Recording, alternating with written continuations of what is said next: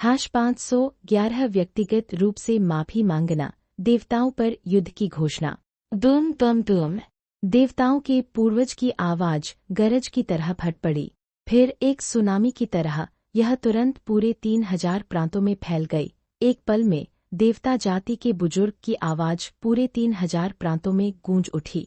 एक महीने के भीतर 3000 प्रांतों के सभी प्रमुख गुटों को मेरी देवता जाति के जन्म पर बधाई देने के लिए प्राचीन देव निषिद्ध क्षेत्र में जाना चाहिए, अन्यथा कोई दया नहीं होगी, कोई दया नहीं होगी, कोई दया नहीं होगी। गूंजती आवाज बहरी कर देने वाली थी।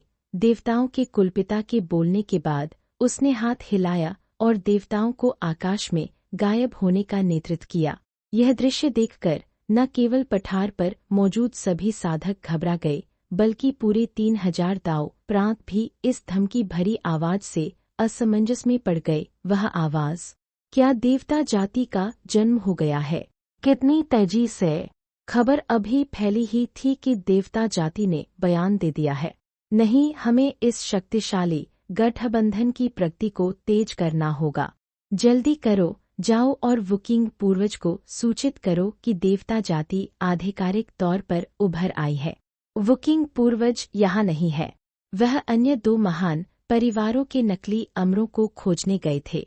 एक पल में पूरे 3000 प्रांतों में हड़कंप मच गया। अनगिनत सम्राट बिना सिर की मक्खियों की तरह घबरा गए और झिझकने लगे, सोच में पड़ गए कि आगे क्या करना है। उसी समय धुंधले संप्रदाय के भीतर आवाज को सरनी द्वारा फिल्टर कर दिया गया था और पूरा धुंधला संप्रदाय चुप रहा। कोई नहीं जानता था कि देवताओं का जन्म हुआ है और वे पूरी दुनिया को धमका रहे हैं। इस समय संप्रदाय के शिष्य अभी भी शांति से खेती कर रहे हैं। महान सम्राट बुजुर्ग भी चरम युद्ध कवच बनाने के लिए कड़ी मेहनत कर रहा है।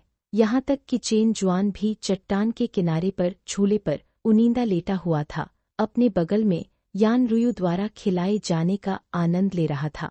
ग्लग, एक सुनहरा जूबा यान रुयु द्वारा सावधानीपूर्वक चेन जुआन को खिलाया गया और उसने निगल लिया। फिर चेन जुआन के गाल फड़के और थोड़ी ही देर में उसने एक जूबे की गुठली उगल दी जो यान रुयु के हाथ में प्लेट में गिर गई। प्लेट वापस लेने के बाद यान रुयु ने एक और सुनहरा जूबा उठाया और जानवरों को फिर से खिलाने ही वाली थी। अचानक धुंधले संप्रदाय के भीतर 20 अव्यवस्थित आभाएं प्रकट हुईं। ये 20 आभाएं अत्यधिक अस्थिर हैं। उनकी सांसों में खून की गंध भी थी, मानो वे सभी घायल हो गए हों। इसने तुरंत शांतिपूर्ण वातावरण को कुछ हद तक उजाड़ स्थान में बदल दिया।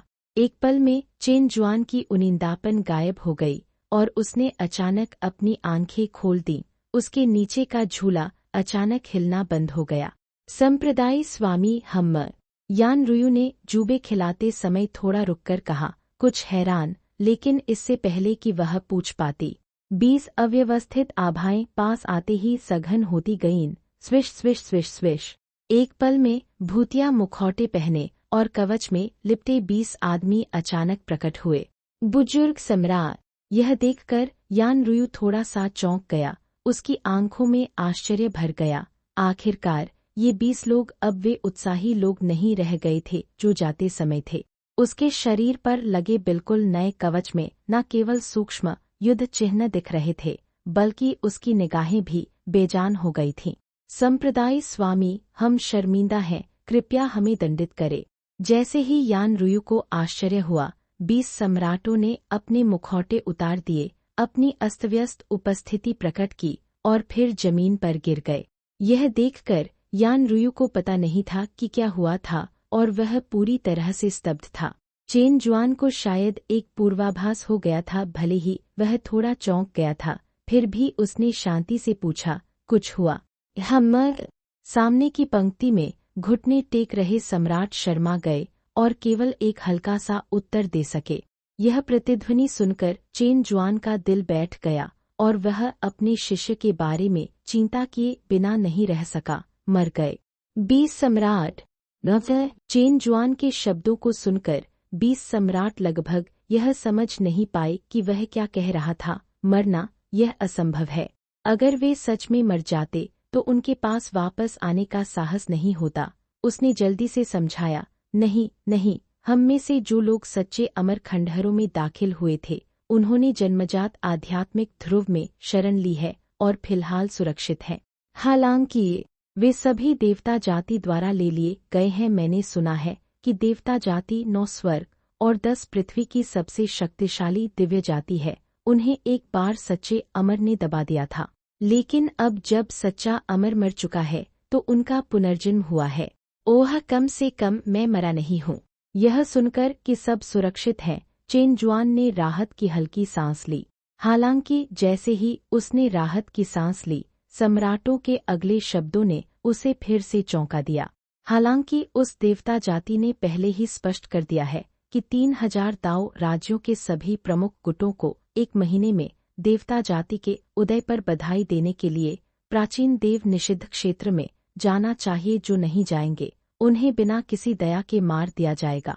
इसके अलावा उन्होंने यह भी मांग की कि संप्रदाय नेता व्यक्तिगत रूप से माफी मांगने और देवता जाति के अधीन होने के लिए आए, अन्यथा जन्मजात आध्यात्मिक छड़ी को परिष्कृत करने के बाद यह हमारे धुंधले संप्रदाय की मृत्यु की वर्षगांठ होगी। एक के बाद एक स्पष्टीकरण ने चेन जुआन और उसके बगल में यान रुयु को चुप्पी में डुबो दिया। चेन जुआन जितना सुनता गया उतना ही उसे लगा कि ये सम्राट खलनायक हैं। कैसी माफी, कैसी मौत की सजा, ये शब्द सभी खलनायकों के लिए है। जब उसकी बात आती है तो यह अपने आप से कही गई बात कैसे बन जाती है और उसे अपने वरिष्ठों से माफी भी मांगनी है। यह कैसे संभव है? क्या धुंधला संप्रदाय इतना आसानी से धमकाए जाने लायक लगता है? एक संक्षिप्त चुप्पी के बाद चेन जुआन धीरे धीरे खड़ा हुआ, 20 महान सम्राटों को नीचे देखा और शांति से कहा, चूंकि ऐसा है तो मेरे पास व्यक्तिगत रूप से जाने के अलावा कोई विकल्प नहीं है। इन शब्दों ने घटनास्थल पर एक बार फिर सदमे की लहर दौड़ा दी। खासकर यान रुयु ने अविश्वास का भाव दिखाया। हालांकि वह एक सेवक थी, फिर भी ऐसे मामलों में हस्तक्षेप करना उसका काम नहीं था। लेकिन संप्रदाय नेता के व्यक्तिगत रूप से माफी मांगने के लिए आने का विचार अकल्पनीय था, इसलिए वह तुरंत जमीन पर घुटनों के बल गिर गई, उत्साह से ऊपर देखा और विनती की, संप्रदाय स्वामी, आप व्यक्तिगत रूप से माफी मांगने नहीं जा सकते, कृपया एक प्रतिनिधि भेजें। चेन जुआन, 20 महान सम्राट। दृश्य पूरी तरह से शांत हो गया। यान रुयु के प्रति उनकी निगाहें पूरी तरह से हैरान थीं। चेन जुआन ने बिना कुछ कहे सवाल किया, किसने कहा कि मैं माफी मांगने जा रहा हूँ? क्या वे उसके लायक भी हैं? हो गए माफी मांगने नहीं। यान रुयु स्तब्ध रह गया, फिर अवाक रह गया और बिना सोचे समझे बोली, लेकिन बिना माफी मांगे हम उनसे अपने लोगों को कैसे छुड़ा सकते हैं? चेन जुआन ने थोड़ा सा आंखें घुमाईं, धीरे धीरे एक बेवकूफ की तरह देखते हुए अपनी निगाहें हटा ली। फिर उसने अपने हाथ पीछे कर लिए और शांति से कहा, बेशक हम जवाबी हमला करेंगे। यह सुनकर चट्टान के किनारे से अहंकारी शक्ति की एक आभा तुरंत उठी। चेन जुआन के अहंकारी रवैये से हर कोई उत्साहित हो गया। 20 सम्राटों ने अपनी मुट्ठियां भींच लीं, उत्सुकता से चेन जुआन के आदेश की प्रतीक्षा कर रहे थे। चेन जुआन ने सबको ज्यादा देर तक इंतजार नहीं कराया। समझाने के बाद उसने शांति से शून्य को संबोधित किया और कहा, लियू कैंग, कल आउट। लियू कैंग आकाश से फूट पड़ा, हाथ जोड़कर अभिवादन किया और बोला, संप्रदाय स्वामी, हम। चेन जुआन ने लियू कैंग की ओर सिर हिलाया, फिर भावहीन होकर आदेश दिया, तुरंत देवता जाति पर युद्ध की घोषणा करने वाली एक अधिसूचना जारी करो। #512 सभी महान सम्राट इकट्ठा हुए और धुंधले संप्रदाय की ओर एकत्रित हुए। तुरंत देवताओं पर युद्ध की घोषणा करने वाली एक अधिसूचना जारी करो। चेन जुआन के शब्द शांत फिर भी शक्तिशाली थे।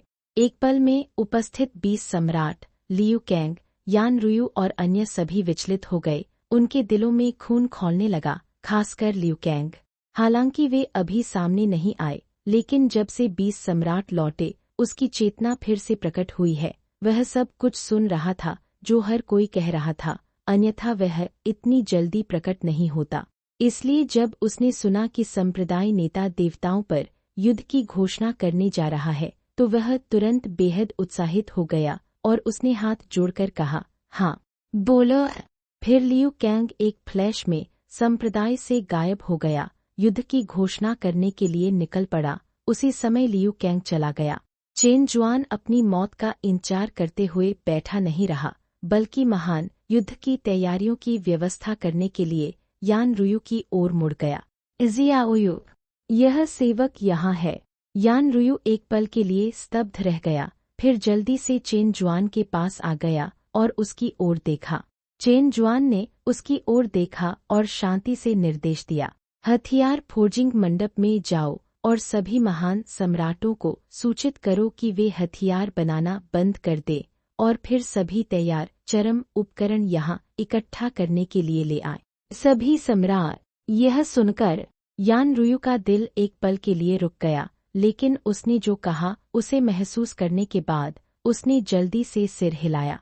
फिर वह जल्दी से मुख्य शिखर छोड़कर हथियार परिष्कृत करने वाले मंडप में सूचित करने चली गई। दूसरी ओर संप्रदाय छोड़ने के बाद लियू कैंग भी आकाश में दसियों हजार मील की ऊंचाई पर चढ़ गया। हालांकि वह प्राचीन देवता के निषिद्ध क्षेत्र का स्थान नहीं जानता था, लेकिन युद्ध की घोषणा करना बहुत आसान है, क्योंकि युद्ध की घोषणा करने के लिए केवल संदेश भेजना होता है। क्या संदेश तुरंत देवताओं तक पहुंच सकता है, यह पूरी तरह से महत्वहीन है।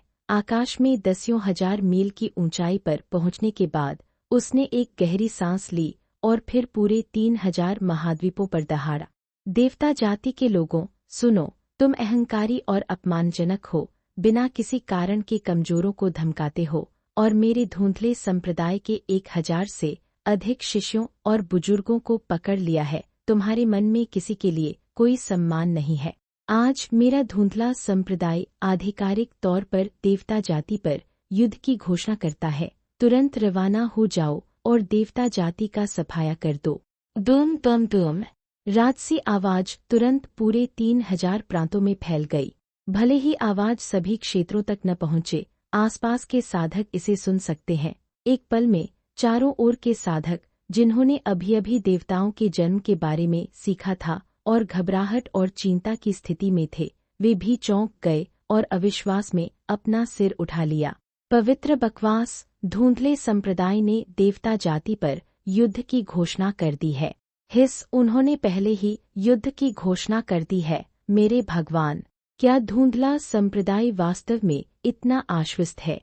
क्या यह खबर सच है? उन्होंने केवल 1000 से अधिक लोगों के लिए देवता जाति को चुनने की हिम्मत की। मेरे भगवान, देवता जाति एक ऐसी ताकत है जिसे 3 महान अमरस्तरीय शक्तियां भी एक साथ नहीं हरा सकती थीं।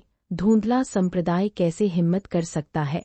एक पल में अनगिनत ताकतें और साधक चौंक गए।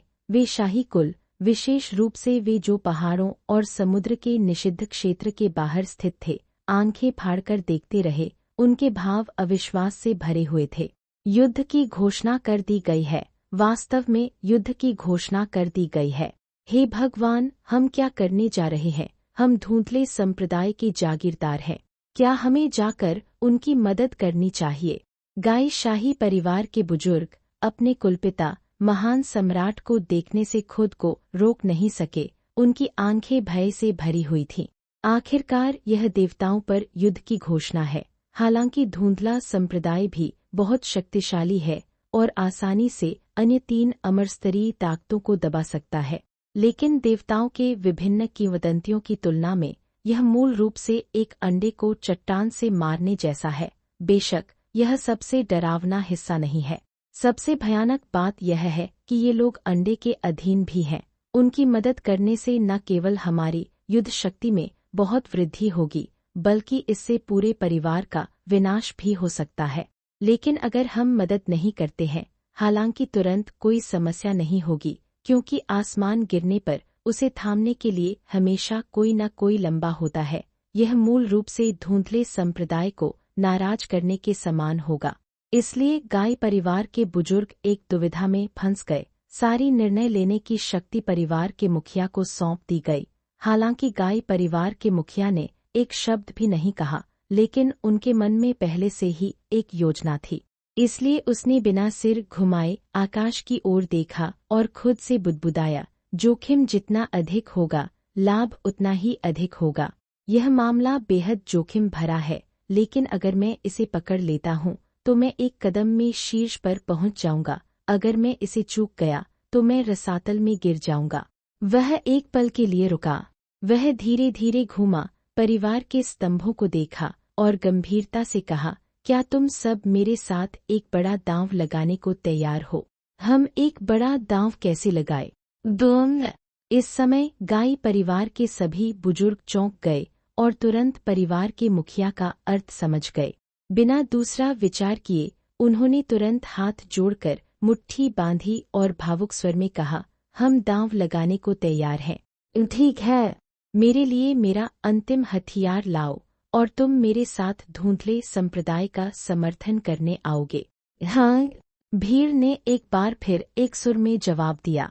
फिर कुछ ही समय में महान सम्राट के नेतृत्व में 10 से अधिक लोगों की एक टीम आकाश में उड़ गई और धुंधले संप्रदाय की ओर चल पड़ी। लेकिन गाय परिवार के अलावा पहाड़ों और समुद्र के निषिद्ध क्षेत्र के बाहर 12 अन्य शाही कुलों ने कार्रवाई की है। ये शाही परिवार धुंधले संप्रदाय के जागीरदार बल हैं, जिनमें नांगोंग परिवार, जी परिवार, वू परिवार, पवित्र प्रकाश संप्रदाय, 3 सामंजस्य संप्रदाय और अन्य बल शामिल हैं। हालांकि ये सभी ताकतें एकदम सामंजस्य में दिख रही थीं, हालांकि सभी पक्षों ने सुदृढ़ीकरण भेजा, फिर भी किसी भी एक ताकत ने 2 महान सम्राटों को नहीं भेजा। यहाँ तक कि जी परिवार और वो परिवार जैसे शक्तिशाली परिवार, जिनके पास 2 या 3 महान सम्राट हैं, ने केवल एक महान सम्राट भेजा। एक पल में 13 महान सम्राटों के नेतृत्व वाली टीम सीधे धुंधले संप्रदाय की ओर चल पड़ी, और उसी समय जब ये शाही कुल कार्रवाई कर रहे थे, 3000 दाओ महाद्वीप के दूसरी ओर बहुत दूर 3 नकली अमर, जो देवता कबीले की पहली पीढ़ी के खिलाफ एकजुट होने के तरीके पर चर्चा कर रहे थे, उन्होंने भी धुंधले संप्रदाय के युद्ध की घोषणा को सुनने के बाद एक सुर में अपना सिर उठाया और सदमे के भाव प्रकट किए। उसने युद्ध की घोषणा कर दी, उसकी हिम्मत कैसे हुई? हुओ जिया के नकली अमर ने हैरान होकर देखा, उसकी आंखों में आश्चर्य भरा हुआ था। हाँ, क्या उसे सच में लगता है कि वह अकेले देवताओं से लड़ सकता है? अगर देवताओं से निपटना इतना आसान होता तो क्या हमें इकट्ठा होने की जरूरत होती? मेंग परिवार का नकली अमर भी अविश्वसनीय है। उसकी आवाज धुंधले संप्रदाय द्वारा लिए गए निर्णय के बारे में संदेह से भरी है। यह देखकर कि दोनों नकली अमर स्तब्ध थे, यहाँ तक कि वूकिंग अमर, जो 3000 दाओ महाद्वीपों में सबसे मजबूत था, भी थोड़ा असमंजस में था। आखिरकार देवताओं पर युद्ध की घोषणा करने के लिए अपार साहस की आवश्यकता होती है, हालांकि यह मामला अकेले साहस से हल नहीं किया जा सकता है। 10 क्षेत्रों के शक्तिशाली लोगों को एकजुट होना चाहिए। हम किसी भी तरह से धुंधले संप्रदाय के आवेग को, गठबंधन को विफल नहीं होने दे सकते। तुरंत वूकिंग अमर खड़ा हुआ और बोला, चलो चले और उसे समझाने की कोशिश करें। मेरा मानना है कि एक बार जब वह देवताओं की शक्ति जान जाएगा तो वह हमारे संयुक्त मोर्चे में शामिल हो जाएगा। अच्छा, जब तक वह सहमत होता है तब तक हमारा 3000 प्रांतों का गठबंधन पूरा हो जाएगा। यह कहकर तीनों एक फ्लैश में उस रहस्यमय स्थान से गायब हो गए जहां वे अपनी योजनाओं पर चर्चा कर रहे थे। दूसरी ओर चेन जुआन ने यान रुयु को हथियार परिष्कृत मंडप के महान सम्राट को सूचित करने के लिए भेजने के बाद उसने आराम भी नहीं किया। इसके बजाय उसने विभिन्न उपचार अमृत निकाले और उन्हें 20 घायल सम्राटों को दे दिए।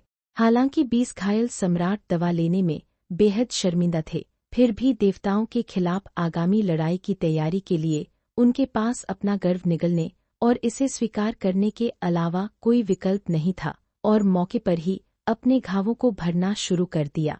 इस बीच लियू कैंग अपने युद्ध की घोषणा से लौट आया। देवताओं के उदय और उनके खिलाफ धुंधले संप्रदाय के युद्ध की घोषणा की खबर पूरे संप्रदाय में फैलने लगी। एक पल में पूरा धुंधला संप्रदाय धीरे धीरे उत्तेजना से गूंजने लगा। हाश 513 हर किसी के पास चरम उपकरण है, एक नई पीढ़ी पुरानी की जगह लेती है। विशेष रूप से प्रत्यक्ष शिशलिन फैन और ये किंगचेंग दूसरों के बीच खबर मिलते ही तुरंत एकांतवास से बाहर आ गए और देवता कबीले को नष्ट करने और साथ ही शिष्यों को बचाने के मिशन में भाग लेने के लिए स्वयं सेवा की। हालांकि उनकी ताकत अभी भी बहुत कमजोर थी, इसलिए चेन जुआन ने बिना सोचे समझे उन्हें भगा दिया। लेकिन उनके जाने के बाद नानगोंग तायुए और गाई वुशुआंग, जो बाहरी संप्रदाय में लगन से शिष्यों का पालन पोषण कर रहे थे, ने पहल करके दरवाजे पर आए और देवताओं को जीतने वाली टीम में शामिल होने के लिए भी कहा। चेन जुआन ने इन दोनों साम्राज्यों को मना नहीं किया। आखिरकार धुंधली सेना की इस बार की तैनाती दुनिया को चौंका देने वाली है, इसलिए अगर और सम्राट हो तो कोई फर्क नहीं पड़ता, इसलिए उन्हें वहीं रखा गया। इससे दोनों महिलाएं उत्साहित हो गईं, जिन्होंने तुरंत मुख्य शिखर पर पदभार ग्रहण कर लिया। जल्द ही जैसे जैसे समय बीतता है, हथियार परिष्कृत मंडप के भीतर महान सम्राट भी एक के बाद एक प्रकट होने लगे। मुख्य शिखर पर पहुंचे कुछ ही समय में मुख्य शिखर पर 400 महान सम्राट एकत्र हो गए थे। यहाँ तक कि लुओ फेक्सुआन और निंग्युए, जिनकी खेती अभी तक महान सम्राट क्षेत्र तक नहीं पहुंची थी, भी साथ आईं। चेन जुआन दोनों महिलाओं को देखकर थोड़ा हैरान हुआ। उसने उन्हें संदेह से देखा और पूछा, तुम दोनों यहाँ क्या कर रही हो? संप्रदाय स्वामी, क्या आपने नहीं कहा था कि सभी महान सम्राट यहाँ इकट्ठा होंगे? हम भी विलय के बाद महान सम्राट हैं, इसलिए निश्चित रूप से हम आए। निंग्यू और लुओ फेक्सुआन ने एक दूसरे की ओर देखा और एक सुर में जवाब दिया। चेन जुआन दोनों महिलाओं के गंभीर भाव देखकर चेन जुआन को अचानक लगा कि उनके जवाब गलत नहीं है।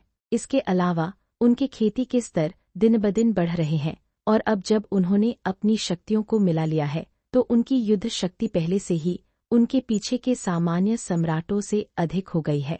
इसलिए उसने तुरंत सिर हिलाया और दोनों महिलाओं के आगमन पर सहमति जताई। ठीक है, फिर रैंकों में शामिल हो जाओ। जैसे ही उसने बात की, चेन जुआन ने फिर से अपने सामने साफ पंक्तियों में खड़े 400 महान सम्राटों की ओर देखा और धीरे से कहा, बुजुर्गों, मेरे धुंधले संप्रदाय ने हमेशा कम प्रोफाइल रखी है और कभी उकसावा नहीं दिया। आज देवता जाति के एक सदस्य ने मेरे धुंधले संप्रदाय के 1000 बुजुर्गों और दर्जनों शिष्यों को पकड़ लिया है और मांग की है कि मैं व्यक्तिगत रूप से माफी मांगने जाऊं। आप क्या कहते हैं कि हमें क्या करना चाहिए? मार डालो, मार डालो, मार डालो। बिना दूसरा विचार किए 400 सम्राटों ने तुरंत एक सुर में दहाड़ लगाई। उनकी आवाज बहरी कर देने वाली थी। जब वे हथियार परिष्करण मंडप में थे, यान रुयु संदेश देने आई थी और उन्होंने उससे सभा का कारण सीखा। उन्होंने संप्रदाय नेता को व्यक्तिगत रूप से माफी मांगने के लिए कहने का साहस किया। यह बिल्कुल पागलपन है, बेहद अपमानजनक। इसलिए हर कोई हत्या की इच्छा से भर गया। वे चाहते थे कि वे तुरंत देवताओं के पास जाकर उन बूढ़े कमीनों को मिटा दे। हालांकि चूंकि हर कोई अंतिम हथियार बनाने में व्यस्त था, कई अंतिम सामग्रियों को तुरंत नहीं रोका जा सका, इसलिए उन्हें अपना गुस्सा दबाना पड़ा, सामग्री बचानी पड़ी और फिर समूह में शामिल होने के लिए दौड़ पड़े। संप्रदाय नेता को फिर से सभा का कारण बताते सुनकर कई सम्राटों के दिलों में गुस्सा फिर से भड़क उठा और उन्होंने तुरंत लाल चेहरे और मोटी गर्दन के साथ मार डालो चिल्लाया। एक पल में हत्या की इच्छा ने स्वर्ग को हिला दिया और पूरे धुंधले संप्रदाय में गूंज उठी। धुंधले संप्रदाय के अनगिनत शिष्यों ने मुख्य शिखर की ओर देखा, गुप्त रूप से जल्द मजबूत बनने की कसम खाई। बेशक कुछ महान सम्राट बुजुर्ग भी हैं जो पीछे रह गए। वे संप्रदाय की रक्षा के लिए जिम्मेदार थे, लेकिन उनके दिल भी युद्ध की भावना से भरे हुए थे। दुर्भाग्य से संप्रदाय की रक्षा करना भी एक बड़ा मामला था, इसलिए उन्हें अपनी युद्ध भावना को दबाना पड़ा और पीछे रहना पड़ा। अच्छा, मुख्य शिखर के ऊपर लाल चेहरे और धड़कते सम्राटों का सामना करते हुए चेन जुआन ने जोर से सिर हिलाया, फिर हाथ हिलाया और कहा, लियू कैंग, हथियार बांटो। हाँ। लियू कैंग तुरंत खड़ा हो गया और फिर हाथ हिलाकर एक छोटे से पहाड़ जितना बड़ा अंतिम हथियार जारी किया। ये चरम हथियार कवच सहित सभी जमीन पर ढेर हो गए थे, एक पहाड़ी के समान सभी को अविश्वास में घूरने पर मजबूर कर दिया। हालांकि 400 से अधिक सेट चरम कवच बनाए गए हैं, यह प्रत्येक व्यक्ति के लिए एक सेट के लिए पर्याप्त से अधिक है। हालांकि चूंकि उन्होंने सभी के लिए सभी सामग्रियों का प्रसंस्करण पूरा नहीं किया था, इसलिए उन्होंने उन्हें अभी तक वितरित नहीं किया था।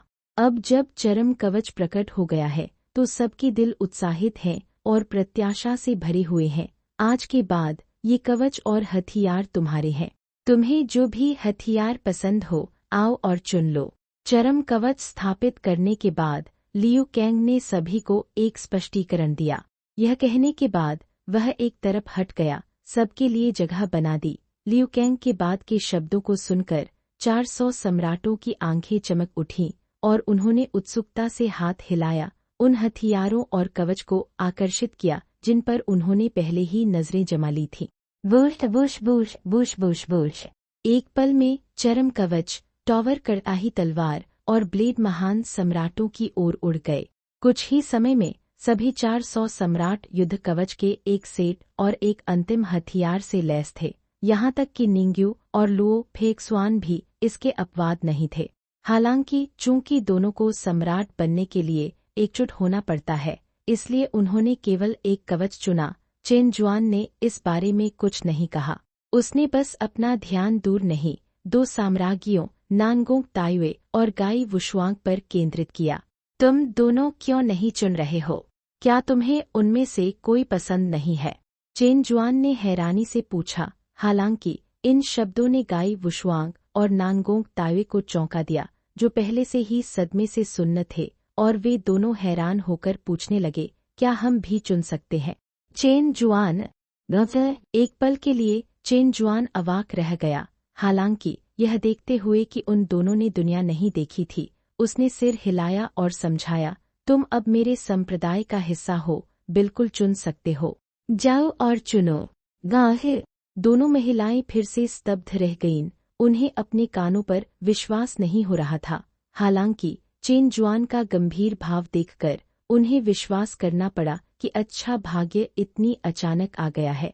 इसलिए दोनों महिलाओं ने अब और देरी नहीं की। उन्होंने तुरंत चेन जुआन के सामने हाथ जोड़कर मुट्ठी बांधी। प्रत्येक ने उपकरण का एक सेट चुना और फिर उसे वहीं पहन लिया।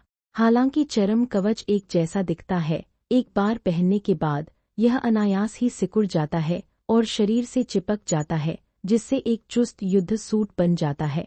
यह साम्राज्यों को पुरुष सम्राटों के साथ खड़े होने पर स्पष्ट रूप से अलग दिखाता है। पुरुष सम्राट कवच पहने हुए था, एक लंबा और प्रभावशाली व्यक्तित्व और सामने थोड़ा सा उभार। साम्राज्य की विशेषताएं अलग हैं, एक पहाड़ी धारा की तरह जो घाटी में बहती है, जो उसे और भी सुंदर बनाती है। यह इतना आश्चर्यजनक है कि पहली नज़र में आप चकित हुए बिना नहीं रह सकते। बेशक कोई भी इसे देखने नहीं गया, चूंकि यहाँ हर कोई एक महान सम्राट है और धुंधले संप्रदाय की सेवा करता है, इसलिए कोई भी इन मामूली बातों की परवाह नहीं करता है। जल्द ही एक सरसराहट की आवाज सुनाई दी। 400 सम्राट पूरी तरह से चरम युद्ध कवच से लैस, चरम हथियारों से लैस और भूत चेहरे के मुखौटे पहने तैयार थे। युद्ध के लिए पूरी तरह से तैयार सम्राटों को देखकर चेन जुआन के दिल में गर्व की लहर दौड़ गई, लेकिन जैसे ही वह रवाना होने का आदेश देने ही वाला था, लियू कैंग की आंखें अचानक चौड़ी हो गईं, मानो उसे कुछ जानकारी मिल गई हो। उसने जल्दी से चेन जुआन को सूचना दी, संप्रदाय स्वामी, 13 शाही कुल हमारा समर्थन करने के लिए सुदृढ़ीकरण लाए हैं। वे संप्रदाय के बाहर पहुंच गए हैं और आपके बुलावे की प्रतीक्षा कर रहे हैं। समर्थन।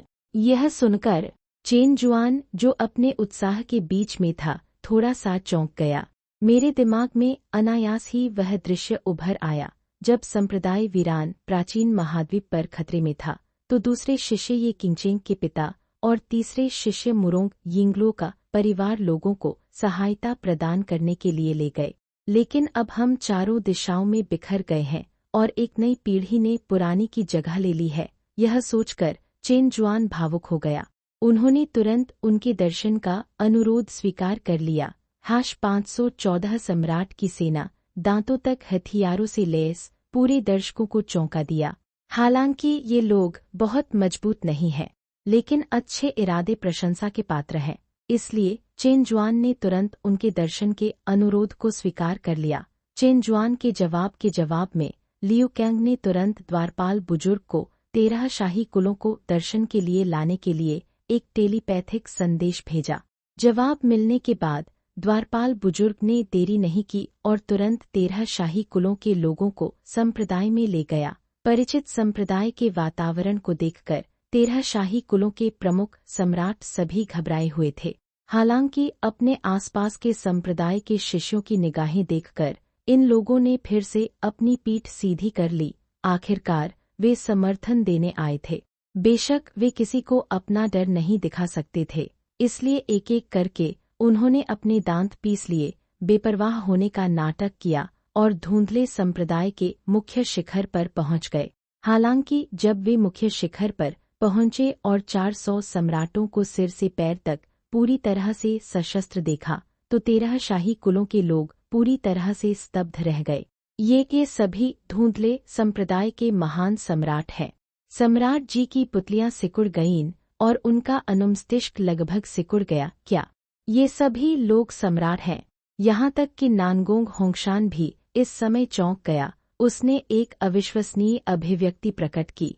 जहाँ तक गाई परिवार के महान सम्राट की बात है, जो हमेशा धुंधले संप्रदाय से चिपके रहना चाहता था और नानगोंग होंगशान के साथ समान स्तर पर लड़ना चाहता था, वह 400 सम्राट सांसों को महसूस करने के बाद चुपके से अपनी उंगलियां उठाकर धुंधले संप्रदाय में महान सम्राटों की संख्या गिनने से खुद को रोक नहीं सका।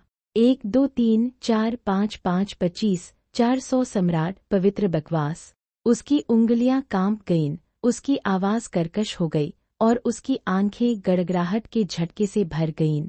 यह तथ्य कि हर कोई इतना भोला और अनुभवहीन लग रहा था। शांत मुख्य शिखर पर काफी हंगामा हुआ, इतना कि वे आते ही चेनजुआन के सामने झुकना भूल गए। लेकिन अभी बाकी है। इससे पहले कि वे झुकने के बारे में सोच भी पाते, किसी ने देखा कि धुंधले संप्रदाय के सम्राटों द्वारा पहना जाने वाला कवच सभी चरम शक्ति की आभा का उत्सर्जन कर रहा था। एक पल में विभिन्न फुसफुसाहट और हाँफने की आवाजें पूरे स्थल पर गूंज उठी। चरमपथ की आभा। देखो, क्या वे सभी चरमपथ हथियार नहीं पहने हुए हैं? मुझे थोड़ा यकीन नहीं हो रहा। क्या एक चरम हथियार पहने हुए? पवित्र बकवास। यह वास्तव में एक चरम हथियार है, एक चरम हथियार जो अभी तक पूरी तरह से जागृत नहीं हुआ है। नहीं, उनके जूते भी चरम हथियार हैं। चरम जूते, चरम ब्रेसर, चरम बेल्ट, चरम कवच, चरम हथियार। वाह, ये सभी चरम हथियार हैं। एक पल में 13 शाही कुल, जो 400 सम्राटों को ध्यान से देख रहे थे, एक बार फिर हिल गए। उनके अनुमस्तिष्क सामूहिक रूप से शोषित हो गए और उन्होंने यह भी संदेह करना शुरू कर दिया कि क्या वे सपना देख रहे हैं। आखिरकार वह सिर्फ एक चरम हथियार नहीं था, यहाँ तक कि उसके द्वारा पहने जा रहे कपड़े भी चरम हथियार थे। सम्राट जिसका पूरा शरीर चरम हथियारों से ढका हुआ है। मेरे भगवान, ऐसा करने के लिए किसी को कितना अमीर होना चाहिए। और सबसे महत्वपूर्ण बात, यह सिर्फ एक व्यक्ति नहीं था जो चरम हथियारों में लिपटा हुआ था। यह 400 लोग हैं। हे भगवान, पूरे 400 लोग। क्या धुंधले संप्रदाय ने पूरे 10 भूमि संसार से सभी चरम सामग्री एकत्र कर ली है? कोई आश्चर्य नहीं कि उनमें से बहुत से लोग चरम हथियार के लिए सभी सामग्री नहीं ढूंढ सके और उन्हें खतरनाक निचले क्षेत्रों में खोजने के लिए जाना पड़ा। हे भगवान, यह धुंधला संप्रदाय था जिसने ऐसा किया। एक पल के लिए हर कोई पूरी तरह से स्तब्ध रह गया और धुंधले संप्रदाय के 400 महान सम्राटों को देखो और फिर खुद को देखो। उन्हें अचानक भिखारी जैसा महसूस हुआ। आखिरकार चरम युद्ध कवच की तो बात ही छोड़ दे, इस समय उनके पास एक भी चरम हथियार नहीं था। वे सभी खाली हाथ आए थे। हे भगवान, क्या इसे समर्थन कहते हैं? क्या यह कोई मजाक है? नतीजतन सभी 13 लोगों ने बेहद अपमानित महसूस किया और खुद से परे शर्मिंदा हुए। बेशक 13 शाही कुलों में से सभी के पास चरम हथियार नहीं थे, वास्तव में कुछ महान सम्राट थे। इस समर्थन मिशन को विफलता में समाप्त होने से रोकने के लिए उन सम्राटों ने, जिनके पास चरम हथियार थे, उन्हें घर पर ही छोड़ दिया। इसलिए इस समय धुंधले संप्रदाय के सम्राट को पूरी तरह से सशस्त्र देखकर उन्हें चरम हथियार नहीं लाने के अपने फैसले पर पछतावा होने लगा। सौभाग्य से चेन जुआन ने उन्हें नीची नज़र से नहीं देखा। उसने तुरंत हाथ हिलाया, 13 अतिरिक्त चरम हथियार और चरम कवच भेजे और दयालु स्वर में कहा, मुझे बहुत खुशी है कि तुम दूर से आए हो। तुम अभी के लिए ये चरम हथियार और कवच ले सकते हो। यह सुनकर 13 शाही कुल और उनके सदस्य सभी चौंक गए। उनकी आंखें अविश्वास से भर गईं। ऐसा लगता है कि किसी ने उम्मीद नहीं की थी कि कोई याकुजा से इतनी आसानी से हथियार उधार ले सकता है। इसके अलावा न केवल चरम हथियार उधार दिए गए थे, बल्कि युद्ध कवच का पूरा सेट भी उधार दिया गया था। वाह, यह काफी साहसिक कार्य है और हमने उन पर बहुत भरोसा किया। यह सोचकर 13 लोगों ने कोई हिचकिचाहट नहीं दिखाई और तुरंत बड़े उत्साह के साथ चरम हथियार स्वीकार कर लिया। चेन जुआन को बार बार धन्यवाद दिया। धन्यवाद संप्रदाय स्वामी। ठीक है, इन्हें पहन लो, चलो जाने के लिए तैयार हो जाओ। चेन जुआन ने सिर हिलाया और फिर लियू कैंग को संप्रदाय के मामलों के बारे में निर्देश देना शुरू कर दिया। आखिरकार वह व्यक्तिगत रूप से देवताओं के खिलाफ अभियान का नेतृत्व करेगा। इसके अलावा उन्होंने महान सम्राटों के विशाल बहुमत को छीन लिया, इसलिए संप्रदाय के मामलों को भी समझाने की जरूरत है। जैसे ही चेन जुआन अपने निर्देश दे रहा था, दूसरी ओर 13 शाही कुलों ने भी जल्दी से अपना बिल्कुल नया युद्ध कवच बदल लिया। हालांकि चूंकि वे अभी तक रवाना नहीं हुए थे, इसलिए उन्होंने तुरंत अपने मुखौटे नहीं पहने। इसके बजाय उसने एक हाथ में चरम हथियार पकड़ रखा था और दूसरे हाथ से मुखौटा पकड़ा हुआ था। सम्राट के गठन में एक खाली जगह की तलाश कर रहा था।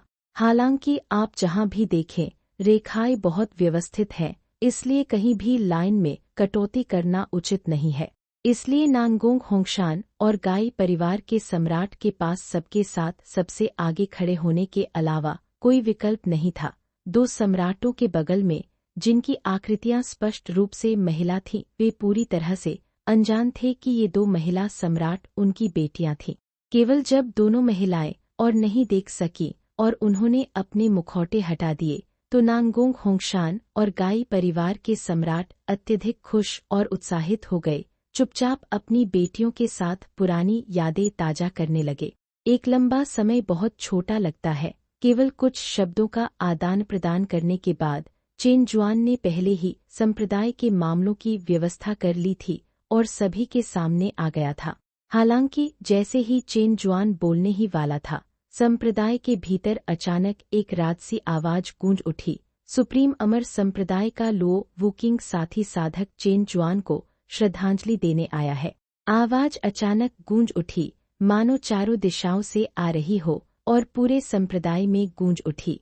इससे पहले कि हर कोई आवाज का स्रोत ढूंढ पाता, एक दूसरी और तीसरी आवाज लगातार गूंज उठी।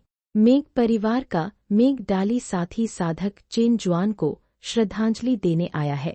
हुओ परिवार का हुओ झेंग्युआन साथी साधक चेन जुआन को श्रद्धांजलि देने आया है। धुंधले संप्रदाय के भीतर एक के बाद एक 3 आवाजें गूंज उठीं। इन ध्वनियों को सुनकर दूसरों ने ज्यादा प्रतिक्रिया नहीं दी, लेकिन समर्थन देने आए 13 शाही कुलों की पुतलियां सिकुड़ गईं और उन्होंने बेहद हैरान भाव प्रकट किए। आखिरकार 3000 दाऊ राज्यों में लगभग हर सम्राट 3 अमरस्तरीय ताकतों के नाम जानता है। 3 नकली अमरों का एक साथ आना अविश्वसनीय रूप से चौंकाने वाला था। हालांकि 13 शाही कुलों के झटके के बावजूद चेन जुआन वास्तव में असहाय था। आखिरकार वह बस इतना चाहता था कि वह देवताओं को जीत ले और अपने संप्रदाय के लोगों को बचा ले। हमारे पास आगंतुक क्यों आते रहते हैं? इसलिए चेन जुआन के पास रवाना होने के अपने विचार को अस्थायी रूप से छोड़ने के अलावा कोई विकल्प नहीं था और उसने हाथ हिलाकर एक प्रवेश द्वार खोल दिया, जिससे 3 नकली अमरों को प्रवेश करने की अनुमति मिल गई। Whoosh whoosh whoosh. तीनों नकली अमर एक पल में आ गए, एक सुर में मुख्य शिखर पर उतरे। मुख्य शिखर पर लगभग 400 पूरी तरह से सशस्त्र सम्राटों को देखकर प्रत्येक के पास चरम हथियार थे। यहाँ तक कि 3 नकली अमर भी चौंकने से खुद को रोक नहीं सके। एक पल के लिए मैं पूरी तरह से भूल गया कि मैं यहाँ क्यों आया था। #515 मेरे धुंधले संप्रदाय के पास कोई तुरुप का पत्ता नहीं है। बाहर आओ मेरे अमर। हर कोई सिर से पैर तक चरम हथियारों और चरम कवच से लैस है। यह दृश्य वास्तव में चौंका देने वाला है।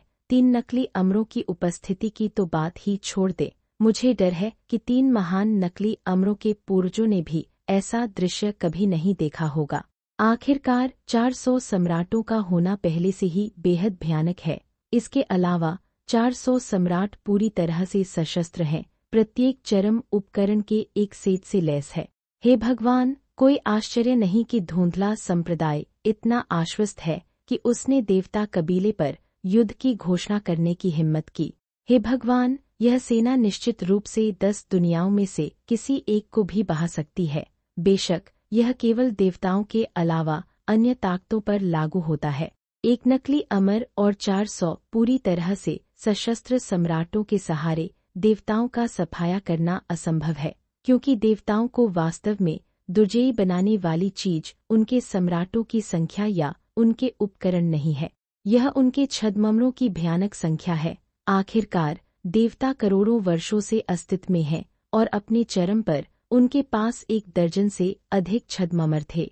सच्चे अमर भी प्रभारी थे। हालांकि बाद में मानव जाति के सच्चे अमर वरिष्ठों ने हस्तक्षेप किया और देवताओं के सच्चे अमरों को भेज दिया गया, जिसके परिणामस्वरूप नकली अमरों में अनगिनत मौतें और चोटें आईं। इतने साल बीत गए, कौन जानता है कि उन बचे हुए नकली अमरों में से किसी ने सच्चे अमर क्षेत्र में सफलता हासिल की या नहीं। अगर कोई सफलता मिलती है तो पूरी मानव जाति उनका मुकाबला नहीं कर पाएगी।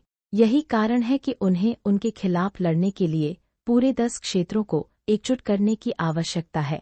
भले ही देवताओं के पास कोई सच्चा अमर न हो, फिर भी उनके नकली अमर 10 क्षेत्रों को उनके पैसे के लिए एक रन देने के लिए पर्याप्त है।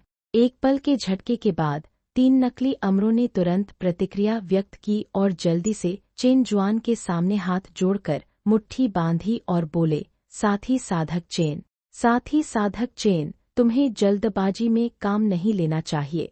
वास्तव में साथी साधक चेन, देवता जाति का उदय हमारी मानव जाति के लिए एक बड़ी तबाही है, जिसे कोई भी व्यक्ति हल नहीं कर सकता। देवता जाति से निपटने के लिए सावधानीपूर्वक विचार करने की आवश्यकता है। हुओ और मेंग परिवारों के नकली अमरों ने जल्दी से उन्हें समझाने की कोशिश की। दोनों के बोलने के बाद भी चेन जुआन भावहीन बना रहा। यह देखकर कि चेन जुआन अडिग है, भावनाहीन अमर, जो अब तक चुप था, बोलने से खुद को रोक नहीं सका और उसने सलाह दी, साथ ही साधक चेन, आवेग शैतान है। देवता जाति उतनी सरल नहीं है जितना तुम सोचते हो। पहले एकजुट हो जाओ और फिर निर्णय लो। गठबंधन हार। अगर तुम मुझे समझाने के लिए यहाँ आए हो तो कृपया चले जाओ। चेन जुआन ने हल्की सी मुस्कान दी और फिर बिना किसी शिष्टाचार के कहा, साधारण देवता जाति मेरे संप्रदाय के लिए काफी है। 3 नकली अमर। यह देखकर कि चेन जुआन पूरी तरह से अडिग है, तीनों भी असहाय थे, खासकर वे 2 बूढ़े, हुओ परिवार का अमर और मेंग परिवार का अमर। इस डर से कि चेन जुआन जल्दबाजी में कार्रवाई कर सकता है और संयुक्त योजना को प्रभावित कर सकता है, उन सभी ने अपना ध्यान सबसे शक्तिशाली अमर वुकिंग पर केंद्रित कर दिया। हृदयहीन अमर के पास उसे समझाने के लिए एक अलग तरीका आजमाने के अलावा कोई विकल्प नहीं था। उसने चेन जुआन की ओर देखा और ईमानदारी से सलाह दी, साथ ही साधक चेन, मैं जानता हूँ कि तुम बहुत मजबूत हो, लेकिन यह एक व्यक्ति की लड़ाई नहीं है, बल्कि एक पूरी जाति की लड़ाई है। तुम्हारे धुंधले संप्रदाय में केवल एक छद्ममर है, जबकि देवता जाति में कई छद्ममर हैं। वो है इतने सारे। चेन जुआन थोड़ा चौंक गया, कुछ हद तक आश्चर्यचकित। आखिरकार यह पहली बार था जब उसने देवताओं की शक्ति के बारे में सुना था। इससे पहले कि वह जवाब दे पाता, निर्दयी अमर ने उसे समझाना जारी रखा, हाँ, और यह कुछ भी नहीं है। देवताओं के बीच संभवतः एक और सच्चा अमर भी है। क्या तुम्हें लगता है कि तुम एक सच्चे अमर का मुकाबला कर सकते हो? सच्चे अमर भी है। यह सुनकर चेन जुआन पूरी तरह से चकित रह गया। आखिरकार उसने वास्तव में उम्मीद नहीं की थी कि दूसरे पक्ष के पास वास्तव में एक सच्चा अमर होगा। इसके अलावा वह वास्तव में नहीं जानता था कि वह एक सच्चे अमर के खिलाफ जीत सकता है या नहीं। हालांकि उसके पास सर्वर पर हावी होने वाले विभिन्न बोनस हैं, कौन जानता है कि उसने वास्तव में कभी लड़ाई लड़ी है या नहीं। चेन जुआन ने तुरंत एक गंभीर नज़र डाली और चुपचाप 4 अमर बुलावे कारों की खोज की जो उसने जमा किए थे। हालांकि गोदाम में चुपचाप समन कार खोजने के उसके तरीके ने निर्दयी अमर और अन्य 2 नकली अमरों को गलती से यह सोचने पर मजबूर कर दिया कि उसने हिम्मत हार दी है। तीनों अमरों ने तुरंत राहत की सांस ली। मेघ परिवार के नकली अमर ने अपनी दाढ़ी सहलाई और मुस्कुराते हुए कहा, साथी साधक चेन, उन्हें भंग करने दो, आइए गठबंधन के बारे में गंभीरता से चर्चा करें। चेन जुआन भंग। चेन जुआन थोड़ा चौंक गया और हैरानी से पूछा, किसने कहा कि हम भंग करने जा रहे हैं? तुम देवता कबीले की असली ताकत के बारे में पहले से ही जानते थे, है ना? हो परिवार का नकली अमर भी स्तब्ध था, थोड़ा चौंक गया। हालांकि यह सुनकर चेन जुआन ने तिरस्कार में अपना होंठ घुमाया और कहा, हाँ तो क्या हुआ अगर हम जानते हैं? कौन कहता है कि मेरे धुंधले संप्रदाय का कोई आधार नहीं है? बोलो। चेन जुआन ने तुरंत हाथ उठाया। उसने 4 सेज समनकार अपनी उंगलियों के बीच पकड़ रखे थे। इसके तुरंत बाद उसने अपनी उंगलियों से थोड़ा सा जोर लगाया और तुरंत अमर समनकार को कुचल दिया। फिर उस दिशा का सामना करते हुए जहां यह सफेद धुएं की लकीरों में विलुप्त हो गया था, उसने शांति से कहा, बाहर आओ मेरे अमर। यह कहते हुए सफेद धुआं फिर पूरी तरह से गायब हो गया। तीनों नकली अमर पूरी तरह से स्तब्ध रह गए। हालांकि इससे पहले कि वे एक सवाल भी पूछ पाते, एक सच्चे अमर की भयानक आभा तुरंत धुंधले संप्रदाय के भीतर उठी। बूम! इसकी आभा समुद्र की तरह विशाल थी और इसकी दैवीय शक्ति ने स्वर्ग और पृथ्वी को हिला दिया। इस पल सफेद बादल पूरे आकाश में फैल गए और 9 रंग की दिव्य रोशनी फूट पड़ी, जैसे स्वर्ग की सबसे आदिम इच्छा पूरे संप्रदाय को रोशन कर रही हो। दिव्य प्रकाश में स्नान करने वाले सभी लोगों ने उत्साह की भावना महसूस की। इसके तुरंत बाद महान दाव की बड़बड़ाहट पूरे स्वर्ग और पृथ्वी में गूंज उठी। बज बज बज! इस समय महान दाव की ध्वनि गूंज उठी और पूरी दुनिया में अजीब घटनाएं प्रकट हुईं। एक महिला का एक पारदर्शी विशाल प्रक्षेपण भी सुरक्षात्मक सरनी के नीचे दिखाई दिया, जो 1000 मीटर लंबे विशालकाय की तरह पूरे संप्रदाय को देख रहा था। हालांकि आकृति काफी ईथर थी और उसकी आंखें बंद थीं, मानो वह अभी भी सो रही हो और अभी तक जागी न हो। इसने अधिक लोगों को साहस दिया कि वे ऊपर देखें और महिला की आकृति को निहारें। उसकी गरिमापूर्ण विशेषताएं चेरी जैसे होंठ, गोरी त्वचा और बहते बाल थे, जो सबसे गंभीर परी की तरह लग रहे थे।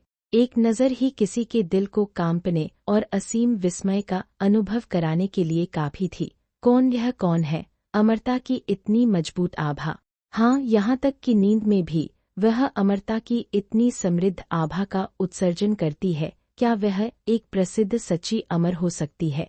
यस, एक सच्चा अमर। यह सच है। क्या यह धुंधले संप्रदाय के देवता जाति के खिलाफ युद्ध छेड़ने के आत्मविश्वास का स्रोत हो सकता है?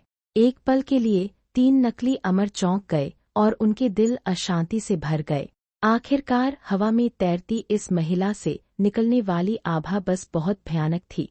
इसने तीनों को अपने दिलों में सिहरन महसूस किए बिना नहीं रहने दिया। निश्चित रूप से 13 शाही कुल और धुंधले संप्रदाय के सम्राट भी उतने ही हैरान थे। आखिरकार संप्रदाय के दूसरे अमर के उदय के साथ कोई भी शांत नहीं रह सकता था, खासकर जब से यह महिला अमर एक सच्ची अमर है। हे भगवान, संप्रदाय इतना शक्तिशाली था, यहाँ तक कि सच्चे अमर भी यहाँ हैं। यह बिल्कुल भयानक है। एक पल के लिए धुंधले संप्रदाय में हर कोई स्तब्ध रह गया, लेकिन अभी बाकी है, क्योंकि इस सच्चे अमर के प्रकट होने के बाद अन्य दिशाओं में अचानक एक तूफान आया और 3 नई रूपरेखाएं धीरे धीरे उभरी। Whoosh whoosh whoosh. आकाशीय ऊर्जा की एक भव्य सरनी ने स्वर्ग और पृथ्वी को झाड़ दिया। 3 और महिला छायाएं धीरे धीरे एकत्रित हुईं। 516 गोरी त्वचा और खूबसूरत चेहरे वाली 4 परियां। अभियान दल आधिकारिक तौर पर रवाना हुआ। 3 नव प्रकट महिलाएं पहले की तरह अपनी ऊंची आकृतियों के साथ भीड़ को नीचे देख रही थीं। वे भी उतनी ही खूबसूरत और युवा थीं। गोरी त्वचा, भरे हुए स्तन और अधिकार की हवा का उत्सर्जन कर रही थीं। यह देखकर धुंधले संप्रदाय के शिष्यों और बुजुर्गों ने उत्साहित होकर कहा कि संप्रदाय ने एक नया सच्चा अमर बुजुर्ग पैदा किया है। 3 नकली अमर और 13 शाही कुल पूरी तरह से स्तब्ध रह गए। उनकी आंखें अविश्वास से चौड़ी हो गईं। 3 और हिस 4 सच्चे अमर, मेरे भगवान, चारों सच्चे अमर हैं। पवित्र बकवास। इस धुंधले संप्रदाय की पृष्ठभूमि क्या है? उनके पास इतने सारे सच्चे अमर कैसे हो सकते हैं? 3 नकली अमर और 13 शाही कुल सभी चेन जुआन को देखने के लिए मुड़े। उसकी आंखें सदमे से भरी हुई थीं। चेन जुआन भी इससे रोमांचित था, यहाँ तक कि उसने खुद भी उम्मीद नहीं की थी कि 4 समनकार सच्चे अमर क्षेत्र के प्राणियों को बुलाएंगे। उसने सोचा कि वह कुछ नकली अमरों को बुलाने जा रहा है। किसने सोचा होगा कि इस तरह के कदम में 4 सच्चे अमर शामिल होंगे? हे भगवान, सिस्टम कभी कभी वास्तव में अप्रत्याशित हो सकता है, जो उसे पूरी तरह से चौंका देता है। निश्चित रूप से। हालांकि चेन जुआन उत्साहित था, फिर भी वह अहंकारी नहीं था। 3 नकली अमरों के हैरान भावों का सामना करते हुए वह बस मुस्कुराया और धैर्यपूर्वक 4 सच्चे अमरों के आगमन की प्रतीक्षा की। वह बस हल्का सा मुस्कुराया, यह सोचकर कि यह कुछ भी नहीं है। लेकिन 3 नकली अमरों की नज़र में इसने उसमें रहस्य का एक स्पर्श जोड़ दिया। उनकी नज़र में उसकी स्थिति को सूक्ष्मता से ऊपर उठा दिया। आखिरकार, हालांकि चेन जुआन एक सच्चा अमर नहीं था, उसके पीछे 4 सच्चे अमर थे। इसलिए उसकी स्थिति स्वयं स्पष्ट थी और इसलिए जैसा कि सभी इंतजार कर रहे थे। आकाश में दिखाई देने वाली 4000 मीटर ऊंची प्रेत छायाओं ने धीरे धीरे अपनी आंखें खोली। बूम! एक पल में 4 जोड़ी आंखें स्वर्ग और पृथ्वी की विशाल आंखों की तरह खुल गईं। तुरंत असीम और विशाल दैवीय शक्ति प्रकट हुई।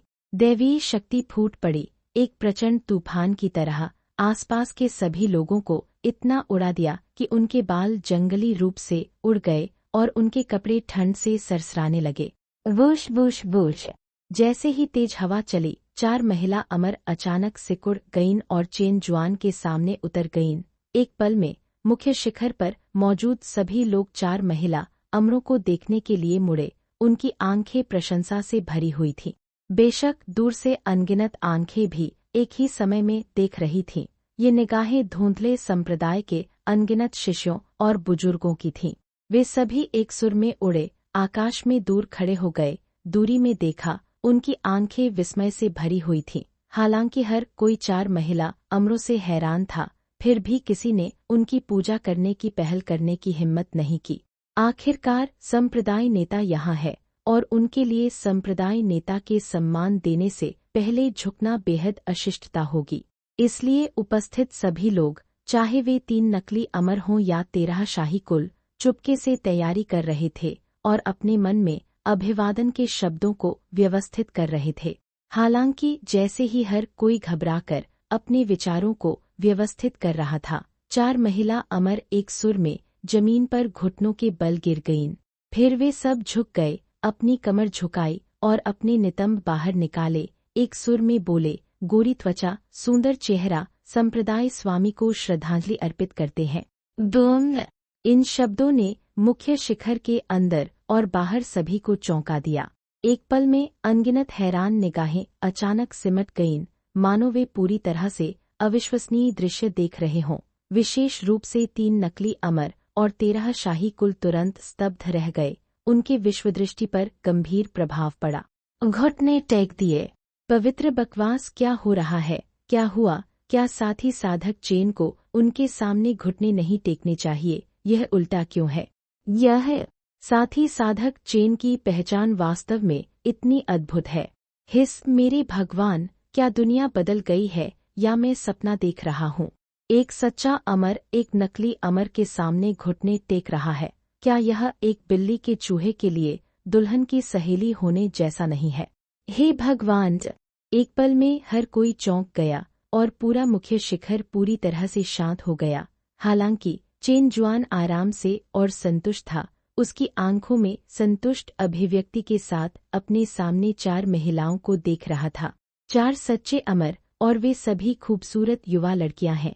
उसका नाम सुंदर है और उसकी त्वचा गोरी और चेहरा सुंदर है। वह वास्तव में अपने नाम के अनुरूप है। चेन जुआन तुरंत मुस्कुराया और फिर उदारता से हाथ उठाया और बोला, उठो। धन्यवाद संप्रदाय स्वामी। 4 गोरी त्वचा और सुंदर महिलाओं ने फिर से हाथ जोड़कर धन्यवाद दिया, फिर खड़े हो गए और एक तरफ खड़े हो गए। उसकी उपस्थिति एक सच्चे अमर की तरह बिल्कुल नहीं थी। वह चेन जुआन की नौकरानी की तरह अधिक दिखती थी। इसने 3 नकली अमरों के विश्वदृष्टि को एक और बड़ा झटका दिया। खासकर सबसे शक्तिशाली और सबसे युवा दिखने वाली परी वुकिंग। उसका चेहरा आश्चर्य से भरा हुआ था। उसकी आंखें कुछ ऐसा सोच रही थीं जिसके बारे में वह सोच रही थी। उसकी निगाहें चेन जुआन पर टिकी हुई थीं, पूरी तरह से डूबी हुई और केंद्रित। जहां तक अन्य 2 नकली अमरों की बात है, वे यहां आने का अपना उद्देश्य भूल गए और अवाक और स्तब्ध हो गए। यह देखकर चेन जुआन ने उनसे कोई परेशानी नहीं की और तुरंत हाथ हिलाया। धुंधले संप्रदाय की महान सम्राट सेना से कहा, चलो चलते हैं। हाँ, दुम। एक पल में 400 से अधिक आकृतियां सीधी आकाश की ओर उठ गईं। इस बिंदु पर चेन जुआन ने 3 नकली अमरों से कहा, साथी साधकों, जाने का समय हो गया है। गाहे 3 नकली अमर आखिरकार अपने सदमे से बाहर निकले। अपने सिर के ऊपर सम्राटों की व्यवस्थित सेना को देखकर और चेन जुआन को अपने सामने खड़ा देखकर जैसे कि कुछ हुआ ही न हो, 3 नकली अमर एक पल के लिए पंगु हो गए। इस समय मानव तबाही वाक्यांश पूरी तरह से उनके दिमाग से गायब हो गया। 4 शब्द मानव जाति का उदय फिर से उठे। एक पल के लिए 3 नकली अमर भी बहुत चौंक गए। उन्होंने तुरंत चेन जुआन के सामने अपनी मुट्ठियां बांधी और फिर कूद गए और संप्रदाय के बाहर स्वर्गीय ध्रुव पर पहुंच गए। यह स्पष्ट था कि उन्होंने चेन जुआन को समझाने की कोशिश छोड़ दी थी और रूप को देखते हुए वह व्यक्तिगत रूप से मनुष्यों और देवताओं के बीच युद्ध देखना चाहता है। चेन जुआन ने उसे ऐसा करने से नहीं रोका। किसी भी मामले में इस लड़ाई के बाद धुंधला संप्रदाय पूरे ऊपरी क्षेत्र में प्रसिद्ध हो जाएगा। देखने वाले हैं या नहीं, इससे कोई फर्क नहीं पड़ता। इसलिए चेन जुआन ने हाथ हिलाया, अपने हाथ पीछे किए, धीरे धीरे हवा में उठा और लाइन के सामने आ गया। इसके तुरंत बाद चेन जुआन की आंखें चमक उठीं और उसने जल्दी से प्राचीन देव निषिद्ध क्षेत्र का पता लगा लिया। फिर हाथ हिलाकर वह और अन्य लोग प्रकाश की एक लकीर में बदल गए और आकाश में उड़ गए। यह देखकर 3 नकली अमरों ने एक दूसरे की ओर देखा और फिर चेन जुआन की महान सम्राट सेना का पीछा किया। आखिरकार मनुष्यों और देवताओं के बीच यह लड़ाई मानव जाति के भाग्य से संबंधित है और वे स्वाभाविक रूप से परिणाम चाहे जो भी हो, इसे मिस नहीं करना चाहते हैं। Whoosh whoosh whoosh. एक पल में अत्यधिक उच्च गति वाली प्रकाश की एक लकीर 3000 प्रांतों के ऊपर आकाश में दिखाई दी। जहां से प्रकाश की लकीर गुजरी, उसकी दमनकारी शक्ति ने स्वर्ग को हिला दिया। उसकी आभा असाधारण थी। अनगिनत बड़ी ताकतें जो गठबंधन बना रही थीं, उन सभी ने प्रकाश के प्रकट होते ही एक साथ अपना सिर उठाया। पवित्र बकवास, वह आकाश में क्या उड़ रहा है? ऐसा लग रहा है कि लोगों का एक समूह है। पवित्र बकवास, वहाँ सच में लोगों का एक समूह है। हिस, क्या यह धुंधले संप्रदाय का कोई व्यक्ति हो सकता है? देखो, क्या वह धुंधले संप्रदाय का नेता चेन जुआन नहीं है? पवित्र बकवास, ऐसा लगता है कि यह वास्तव में धुंधले संप्रदाय का संप्रदाय स्वामी है। क्या हो सकता है कि धुंधले संप्रदाय ने अभी देवता जाति पर युद्ध की घोषणा की हो और पहले से ही हमला शुरू करने जा रहा हो? जल्दी करो, चलो उनका पीछा करें और देखें। एक पल में धुंधला संप्रदाय जहां भी गया, अनगिनत सम्राट और दुष्ट साधक हवा में उड़ने से खुद को रोक नहीं सके। 517 3000 दाऊझों में तूफान उठ खड़ा हुआ, खून का प्यासा जिसने अपना भाई खो दिया। एक पल में धुंधला संप्रदाय जहां भी गया, अनगिनत महान सम्राट और महान संत हवा में उड़ने से खुद को रोक नहीं सके। हालांकि जब हर कोई आकाश में पहुंचा और धुंधले संप्रदाय की सेना का रूप देखा, सभी साधक हाँफते हुए चौंक गए। हिस चरम हथियार, उसका पूरा शरीर चरम हथियारों से बना है। लानत है, इतने सारे अंतिम हथियार, क्या कवच के अंदर के सभी योद्धा सम्राट हैं? पवित्र बकवास, इतने सारे महान सम्राट, 400 से अधिक महान सम्राट हैं। क्या धुंधला संप्रदाय पागल हो गया है? वे इतने सारे महान सम्राट क्यों इकट्ठा कर रहे हैं? मेरे भगवान, वह वास्तव में देवताओं पर हमला नहीं करने जा रहा है ना? लेकिन क्या उसे सच में लगता है कि अधिक सम्राट लाने और उन सभी को चरम युद्ध कवच से लैस करने से वह देवताओं का मुकाबला कर सकेगा? हाँ, देखो, उसके साथ 4 खूबसूरत युवतियां भी हैं। कौन नौकरों के साथ युद्ध में जाता है? वह शायद माफी मांगने जा रहा है। माफी मांगना, यह सही नहीं हो सकता। धुंधले संप्रदाय ने अभी दूसरे देश पर युद्ध की घोषणा की है। वे 1 मिनट युद्ध की घोषणा कैसे कर सकते हैं और अगले ही मिनट माफी कैसे मांग सकते हैं? यह असंभव है। कुछ भी असंभव नहीं है। आखिरकार धुंधला संप्रदाय हमारे 3000 दाव महाद्वीपों में 4 महान अमरस्तरीय ताकतों में से एक है। अगर उन्होंने देवता कबीले के उकसावे का सामना करते हुए कोई गुस्सा नहीं दिखाया तो कितना शर्मनाक होगा। शायद युद्ध की घोषणा करना सिर्फ उसका रवैया है और उसका असली उद्देश्य माफी मांगना है।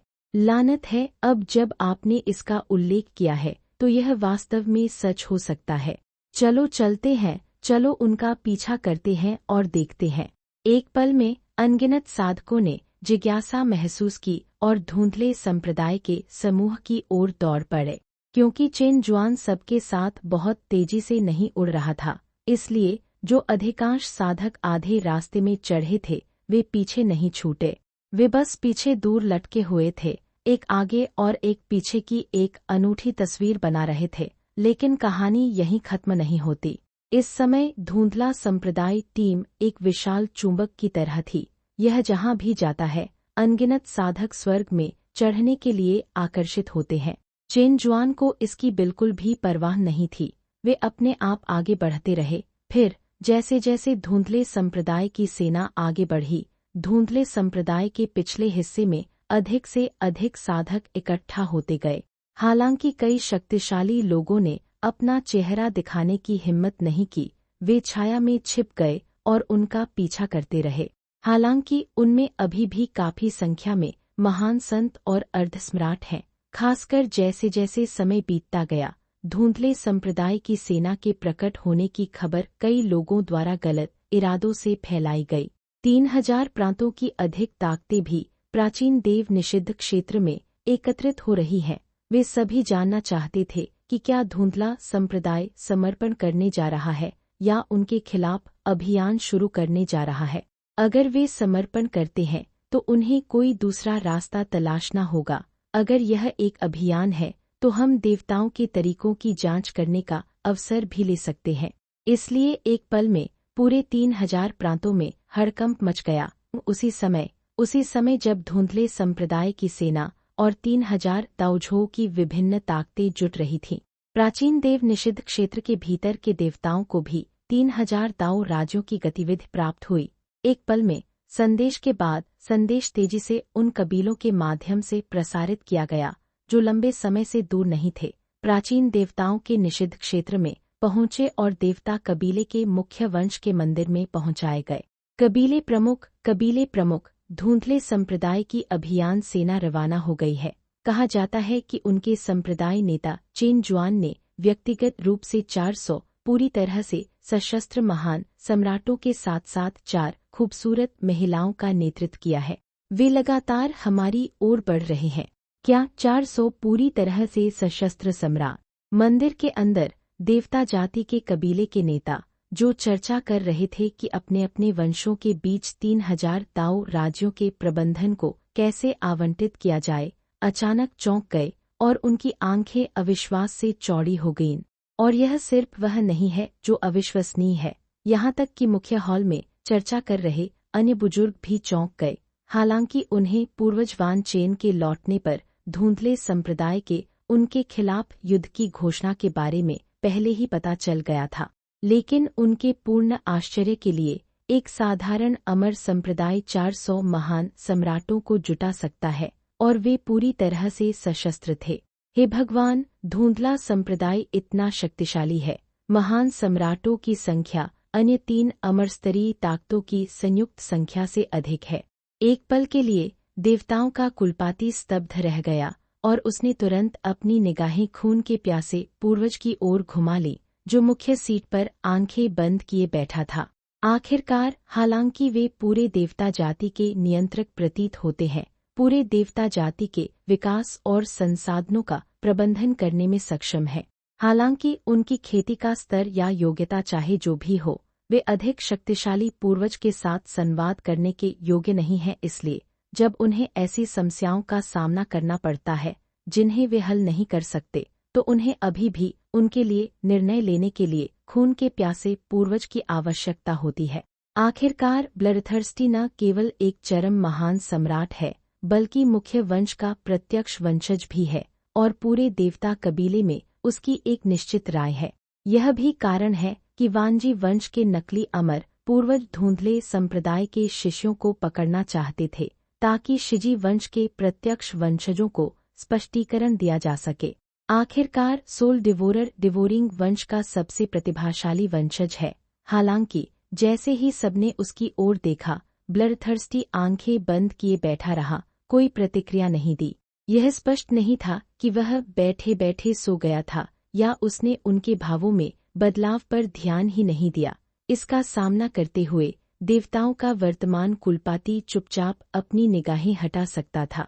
आखिरकार, ब्लडथर्स्टी के प्रतिभाशाली छोटे भाई सोल ईटर उस व्यक्ति के बारे में जानकारी की तलाश में पठार पर युद्ध में मारे गए। यह पहले से ही काफी उल्लेखनीय है कि ब्लडथर्स्टी अपने गहरे दुख के बावजूद अभी भी देवता जाति विकास सम्मेलन में भाग लेने में सक्षम था। हालांकि ब्लडथर्स्ट देवता कबीले की खातिर व्यक्तिगत भावनाओं से आवेगपूर्ण कार्य नहीं करेगा, यह सोचकर कि हत्यारे अभी भी एक अर्धमर कलाकृति के अंदर छिपे हुए हैं, और यह कि कई छद्ममर पूर्वजों के संयुक्त प्रयासों ने भी उन्हें बाहर निकलने के लिए मजबूर नहीं किया है। यह कल्पना करना आसान था कि ब्लडथर्स्ट का मूड भी अच्छा नहीं है। यह सोचकर देवताओं का प्रमुख केवल चुपचाप आह भर सकता था, फिर हाथ हिलाकर खबर लाने वाले कबीलों को विदा कर दिया। हालांकि संदेश देने वाला देवता अभी अभी गया था। एक अलग रूप का एक और देवता अचानक मुख्य हॉल में पहुंचा, जमीन पर घुटने टेके और रिपोर्ट किया। रिपोर्ट कबीले प्रमुख बुजुर्गों, 3000 दाव महाद्वीपों में कई ताकतों को पता है कि धुंधला संप्रदाय हमारे देवता कबीले में आया है, और वे सभी हमारे देवता कबीले पर एकत्रित हो रहे हैं। बूम! इन शब्दों ने पूरे हॉल में एक और हंगामा खड़ा कर दिया। हालांकि देवताओं के प्रमुख ने भावहीन होकर हाथ हिलाया, उसे एक बार फिर खारिज कर दिया और फिर चुप हो गया। लेकिन इससे पहले कि वह ज्यादा देर चुप रह पाता, मुख्य हॉल के प्रवेश द्वार पर एक और देवता जाति का सदस्य आ गया। रिपोर्ट धुंधला संप्रदाय और करीब आ रहा है। हजारों शक्तिशाली साधक पहले से ही हमारे आसपास इकट्ठा हो चुके हैं। देवता जाति का प्रमुख, अन्य बुजुर्ग, आखिरकार हर कोई अब और नहीं रुक सका और वे बड़बड़ाने लगे और अपनी राय व्यक्त करने लगे। प्रमुख, जल्दी से इससे निपटने के लिए लोगों को संगठित करो, कहीं देवता अराजकता न मचा दे। हाँ कबीले प्रमुख, यह सभी पूर्वजों के लिए अपने अर्धमर कलाकृतियों को परिष्कृत करने का महत्वपूर्ण क्षण है। हमें किसी भी दुर्घटना की अनुमति नहीं देनी चाहिए। मैं जाकर अपने वंश को तुरंत यहाँ इकट्ठा होने के लिए सूचित करूँगा।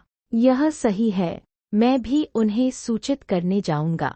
कई शाखाओं के बुजुर्ग व्यवस्था और तैनाती करने के लिए उठे। आखिरकार देवता इन शक्तिशाली प्राणियों से नहीं डरते, लेकिन वरिष्ठ पूर्वजों के एकांतवास से बाहर आने से पहले उन्हें कई पूर्वजों के सामने अराजकता और शर्मिंदगी से बचने के लिए बुनियादी कार्य पूरे करने होंगे। लेकिन इन लोगों के जाने से पहले ब्लरथर्स्टी, जो मुख्य सीट पर आंखें बंद किए सीधा बैठा था, ने अचानक अपनी आंखें खोल दी। क्या जल्दी है? उसकी आवाज शांत थी और उसकी सांसें स्थिर थीं, मानो सब कुछ उसकी अपेक्षा के भीतर हो। #518 एक सुविचारित योजना, स्वर्गीय पूर्वज प्रभारी में। Swish swish swish.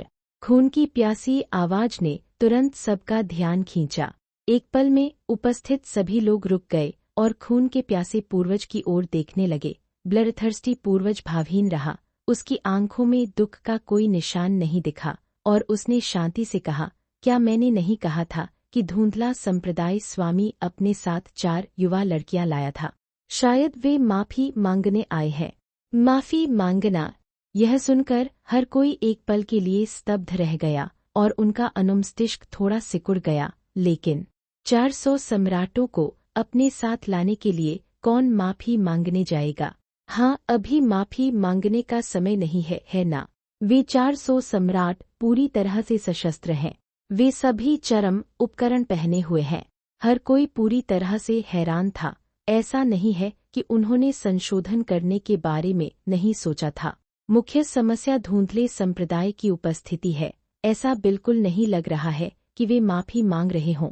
इसलिए सभी का मानना था कि ब्लरथर्स्टी पूर्वज को मानसिक विघटन का सामना करना पड़ा क्योंकि उसका छोटा भाई युद्ध में मार गया था। हालांकि सबके संदेह के सामने ब्लरथर्स्टी का अपना स्पष्टीकरण था। उसने एक बार फिर सबके सामने एक गहरा सवाल रखा और शांति से पूछा, अगर यह माफी नहीं है तो 4 महिलाओं को क्यों लाया जाए? दुनिया में कौन नहीं जानता कि हमारी दिव्य जाति खूबसूरत मानव महिलाओं की प्रशंसा करती है। देवता जाति का प्रमुख। अन्य बुजुर्ग। अचानक सभी को लगा कि पूर्वज ने जो कहा वह कुछ हद तक सही था। भले ही इसमें कुछ सच्चाई है, फिर भी हमें सतर्क रहने की जरूरत है। इसलिए देवताओं के प्रमुख ने तुरंत बोलने की कोशिश की। हालांकि ब्लरथर्स्टी ने अनुमान लगा लिया था कि वह क्या सोच रहा है और पहले ही बोल पड़ा। बेशक हालांकि धुंधला संप्रदाय सुंदरियां देने आया है, फिर भी हम लापरवाही नहीं कर सकते। तुम सब तुरंत जाओ और तैयारी करो, सुनिश्चित करो कि सभी विशेषज्ञ तैयार हैं। अगर वे माफी मांगने आए हैं तो हम इस तथ्य का लाभ उठा सकते हैं कि 3000 दाऊ राज्यों के पूर्व नेता यहाँ हैं, अपना अधिकार स्थापित करने के लिए। हाँ, पूर्वज के निर्देश सुनकर दिव्य जाति के कुलपाती ने राहत की हल्की सांस ली और फिर सभी को तैयारी करने का आदेश देने के लिए हाथ हिलाया। सबके जाने के बाद उसने मुट्ठियां बांधते हुए कहना जारी रखा, पूर्वज, 3000 दाऊझों के शक्तिशाली लोगों के जमावड़े के साथ हमने तैयारी कर ली है। क्या हमें अमर पूर्वजों को भी सूचित नहीं करना चाहिए? अन्यथा रास्ते में कुछ भी बदलता है तो हम जवाब देने के लिए तैयार रहेंगे। हाँ, यह सही है। ऐसे दृश्य के लिए वास्तव में हमारे पूर्वजों की उपस्थिति की आवश्यकता होती है। यह देखकर कि कबीले का मुखिया इतना चतुर है। ब्लरथर्स्टी ने संतोष में सिर हिलाया और फिर आत्मविश्वास से कहा, मैंने पहले ही स्वर्गीय पूर्वज को चीजों की देखरेख के लिए सूचित कर दिया है। धुंधला संप्रदाय कोई समस्या पैदा नहीं कर पाएगा। स्वर्गीय पूर्वज। एक पल में देवताओं के कुलपाती की पुतलियां सिकुड़ गईं। एक चौंकाने वाली अभिव्यक्ति प्रकट हुई।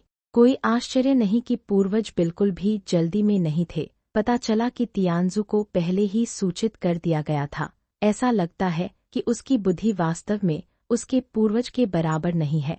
यह सोचकर देवताओं के कुलपाती को अब बिल्कुल भी घबराहट महसूस नहीं हुई। आखिरकार स्वर्गीय पूर्वज के प्रभारी होने से पूरे 3000 प्रांतों में कोई भी कोई समस्या पैदा नहीं कर सकता। जहाँ तक अन्य स्वर्गीय पूर्वजों की बात है, उन्हें जन्मजात आध्यात्मिक छड़ी को परिष्कृत करने और खून के प्यासे पूर्वज के भाइयों का बदला लेने पर ध्यान केंद्रित करने दे। यह सोचकर देवता कबीले के प्रमुख ने तुरंत आराधनापूर्ण प्रशंसा के साथ चापलूसी करना शुरू कर दिया। ब्लरथर्स्टी से कहा, हमारे पूर्वज वास्तव में हमारे पूर्वज हैं। दूरदर्शिता और रणनीतिक प्रतिभा के साथ हम वास्तव में शर्मिंदा हैं। ही है, तुम भी बुरे नहीं हो। मेरा मानना है कि निकट भविष्य में तुम भी मेरी तरह रणनीति बना सकते हो और दूर से युद्ध जीत सकते हो। चलो चलते हैं, मेरे साथ चलो उस धुंधले संप्रदाय से मिलने। यह कहकर ब्लडथर्स्टी ने अपने हाथ पीछे किए और सीधे मंदिर से बाहर चला गया। देवताओं का प्रमुख तुरंत पीछे हो लिया, उसकी आंखें प्रशंसा से भरी हुई थीं। जल्द ही फिर दोनों मंदिर के बाहर पहुंच गए। इस समय देवता कबीले की विभिन्न शाखाओं और मुख्य शाखा के शक्तिशाली लोग भी एक के बाद एक यहाँ एकत्रित हो रहे थे। प्रतिबंधित क्षेत्र के बाहर आकाश में अंधेरी छायाएं दिखाई देने लगी थीं, मानो कहीं से भी प्रकट हो रही हों। यह स्पष्ट था कि वे स्थिति की जांच करने आए शक्तिशाली मानव थे। हालांकि ब्लडथर्स्टी ने हस्तक्षेप नहीं किया, बल्कि चुपचाप मुख्य हॉल के बाहर सीढ़ियों पर खड़ा हो गया, जो दूसरी दुनिया के अनुग्रह और रहस्यमयता की हवा का प्रदर्शन कर रहा था। और इस अवधि के दौरान अधिक से अधिक शक्तिशाली लोग उसके पीछे इकट्ठा हो रहे हैं। बेशक देवता जाति के कई और सदस्य बिना बुलाए आए, बिना आदेश के वे केवल आसपास के पहाड़ों या इमारतों के ऊपर खड़े हो सकते थे, दूरी में देख सकते थे। यह देखकर प्रतिबंधित क्षेत्र के बाहर इकट्ठा हुए साधक सभी हैरान भाव से देख रहे थे। एक पल के लिए यह पूरी तरह से स्पष्ट नहीं था कि धुंधला संप्रदाय युद्ध छेड़ने आया है या माफी मांगने। आखिरकार देवताओं के रूप को देखते हुए वे स्पष्ट रूप से पूजा प्राप्त करने आए थे, लड़ने के लिए नहीं। नतीजतन कई साधक धुंधले संप्रदाय के प्रति निराशा की भावना महसूस किए बिना नहीं रह सके। लेकिन जैसे ही हर कोई सिर हिला रहा था और आह भर रहा था, अचानक दूर आकाश में एक विशाल और असीम आभा प्रकट हुई। इसके तुरंत बाद 400 से अधिक आकृतियां दूर से पास आईं। विभिन्न शक्तिशाली दबाव भी दौड़ पड़े, जिससे यह दुनिया कांप उठी। बेशक यह उस समूह द्वारा जारी दमनकारी बल भी नहीं था, यह चरम सामग्री में निहित दबाव नहीं है, पूरी दुनिया को कुचलने के लिए काफी है। यह धुंधला संप्रदाय है। धुंधले संप्रदाय के लोग आ गए हैं। अचानक किसी ने चिल्लाकर कहा। एक पल में अनगिनत आंखें आकाश में छाया की ओर मुड़ गईं। छायाएं करीब आती गईं। अंततः 400 से अधिक आकृतियां बन गईं जो प्रतिबंधित क्षेत्र में पहुंच गईं, इससे पहले कि वे धीरे धीरे मंदिर के बाहर विशाल चौक की ओर उतरे। हालांकि जबकि धुंधले संप्रदाय के लोगों ने प्रतिबंधित क्षेत्र में प्रवेश करने की हिम्मत की, धीमी गति से चलने वाली विशाल टीमों ने ऐसा नहीं किया। वे सभी प्रतिबंधित क्षेत्र के बाहर रुक गए, दूर से देखते रहे। वूश वूश वूश 400 से अधिक आकृतियां स्थिर रूप से उतरी। धुंधला संप्रदाय और देवता जाति अब गतिरोध में है। हालांकि इससे पहले कि चेन जुआन और अन्य लोग ठीक से खड़े भी हो पाते, देवताओं की श्रेणी से एक चीख सुनाई दी। कौन है वहां? घुटने टेको और देवता जाति के पूर्वज को श्रद्धांजलि दो। दुम तुम तुम ध्वनि पूरे स्वर्ग और पृथ्वी में गूंज उठी। यह स्पष्ट था कि देवता एक ऐसा प्रश्न पूछ रहे थे जिसका उत्तर वे पहले से ही जानते थे और चेन जुआन को मुश्किल में डालने की कोशिश कर रहे थे। दुर्भाग्य से उन्होंने चेन जुआन को पूरी तरह से कम आंका। चेन जुआन और अन्य लोग निश्चल रहे, शांति से देवता जाति के सदस्यों का निरीक्षण किया। फिर एक शांत स्वर में उन्होंने कहा, हमारे संप्रदाय के शिष्यों और बुजुर्गों को रिहा करो और अभी भी बातचीत की गुंजाइश है, अन्यथा तुम सब मिटा दिए जाओगे। दोम इन शब्दों ने पूरे कमरे को स्तब्ध कर दिया। प्रतिबंधित क्षेत्र के अंदर और बाहर हर साधक के दिल में एक झटका लगा और वह स्तब्ध रह गया। खासकर देवता कबीले के पूर्वज ब्लडथर्स्टी और कबीले प्रमुख पूरी तरह से स्तब्ध रह गए।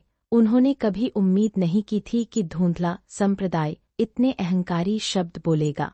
आखिरकार ये देवता है। भले ही धुंधला संप्रदाय वास्तव में अपने शिष्यों को वापस मांगने के लिए यहाँ आया हो, फिर भी उन्हें अपने तरीकों से सावधान रहना चाहिए। उसने वास्तव में हमें धमकी देकर शुरुआत की। क्या वह सच में देवताओं के साथ युद्ध करने की हिम्मत करता है? इस पल देवता पंगु है, मनुष्य भी स्तब्ध है। हालांकि जैसे ही हर कोई सुन्न हो रहा था, देवता जाति का प्रमुख अचानक आगे बढ़ा। उसका चेहरा तिरस्कार से भरा हुआ था और बोला, और तुम कौन हो मेरी दिव्य जाति के भीतर जंगली होने की हिम्मत करते हो? क्या तुम मरना चाहते हो? जैसे ही उसने बात की, देवता जाति के कुलपाती ने अचानक एक शक्तिशाली दिव्य क्षमता इकट्ठी की और फिर उसे चेन जुआन की ओर बढ़ा दिया।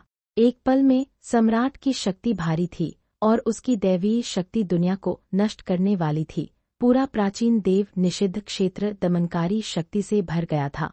हालांकि इससे पहले कि यह अलौकिक शक्ति चेन जुआन के करीब भी पहुंच पाती, चेन जुआन से निकलने वाली आभा ने इसे बेसर कर दिया।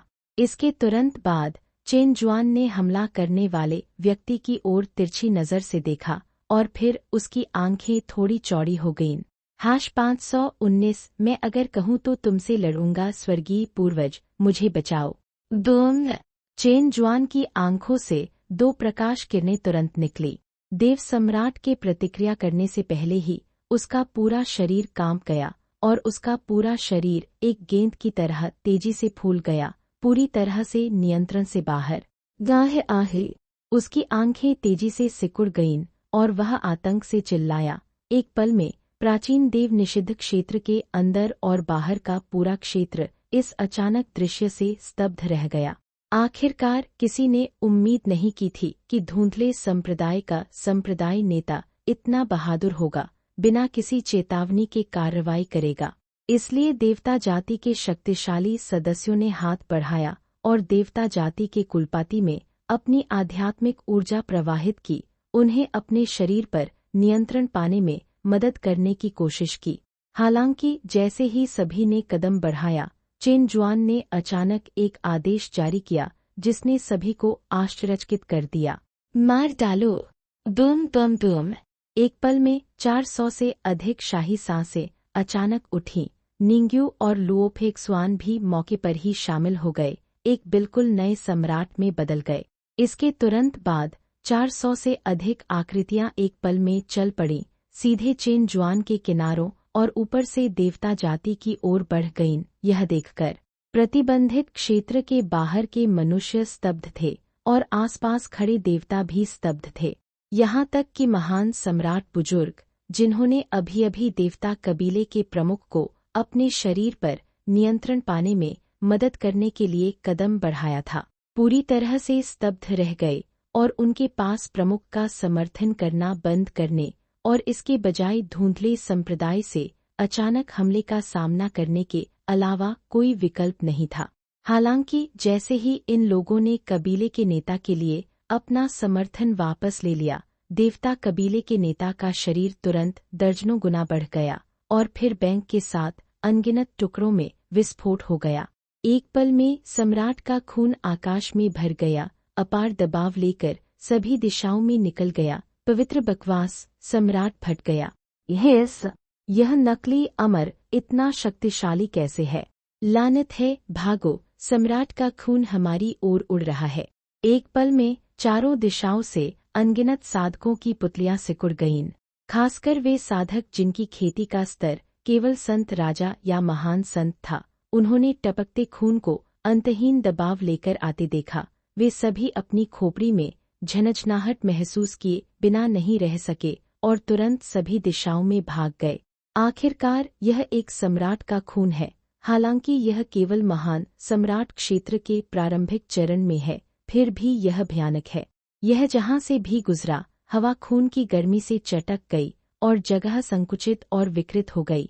अगर ऐसा उनके साथ होता तो ये पवित्र राजा न केवल तुरंत मर जाते, बल्कि गंभीर रूप से घायल भी हो जाते। इसलिए एक पल में मंदिर के बाहर अराजकता फैल गई। बेशक अराजकता के साथ अवसरवादियों के लिए अवसर भी आते हैं। कुछ शक्तिशाली चरम महान संत या अर्धसम्राट न केवल छिपे, बल्कि अपनी आंखें चौड़ी कर लीं, सम्राट के खून को इकट्ठा करने के लिए तैयार। हालांकि ये सब युद्ध के दायरे से बाहर की चीजें हैं। इस समय हम एक लड़ाई के बीच में हैं। देवता कबीले के प्रमुख का विस्फोट इतना अचानक हुआ कि देवता कबीले के किसी भी सम्राट ने प्रतिक्रिया नहीं दी। यह तब तक नहीं हुआ जब तक सम्राट का खून हर जगह नहीं बिखर गया कि उन्हें एहसास हुआ कि कबीले का मुखिया फट गया था। लेकिन अगर यह पहले ही उड़ चुका है तो ऐसा ही होने दो। उनके पास कोई अन्य विकल्प नहीं था। आखिरकार धुंधले संप्रदाय ने बहुत जल्दी काम किया और उनके द्वारा लिए गए हर फैसले ने उनकी उम्मीदों को पार कर दिया। तार्किक रूप से उनकी दिव्य जाति आकाशीय स्तरीय ताकतों को अपना गुर्गा बनाना चाहती थी। धुंधला संप्रदाय भी अपने शिष्यों को बचाना चाहता था। भले ही वे वास्तव में लड़े, फिर भी उन्हें पहले कुछ देर के लिए एक दूसरे का अपमान करना चाहिए। लेकिन धुंधले संप्रदाय ने बिना किसी चेतावनी के हमला कर दिया और वे उन्हें रोकने में असमर्थ थे। इसलिए धुंधले संप्रदाय की सेना के अचानक हमले का विरोध करने के लिए सभी के पास जल्दी से युद्ध की तैयारी करने के अलावा कोई विकल्प नहीं था। दूम तम दूम। एक पल में एक अभूतपूर्व युद्ध छिड़ने वाला था। निषिद्ध क्षेत्र के भीतर अनगिनत अलौकिक शक्तियां उठीं और गिरीं, जिससे भयानक झटके पैदा हुए, जिसने आसपास के पहाड़ों और चट्टानों को नष्ट कर दिया, उन्हें धूल में बदल दिया। इस समय देवता जाति की रीढ़ कुलपिता ब्लरथर्स्टी आखिरकार अपनी स्तब्धता से बाहर आया और जल्दी से देवता जाति के उन सदस्यों से चिल्लाया जो शामिल नहीं हुए थे, जल्दी से वेस्ट येलो माउंटेन जाओ और स्वर्गीय पूर्वज से मदद मांगो। आवाज भयभीत और घबराई हुई थी। हालांकि जैसे ही उसकी आवाज गूंजी, यह स्पष्ट नहीं था कि युद्ध क्षेत्र के बाहर उसके कबीलों ने इसे सुना या नहीं, लेकिन ब्लरथर्स्ट एक दिव्य शक्ति से घिर गया था।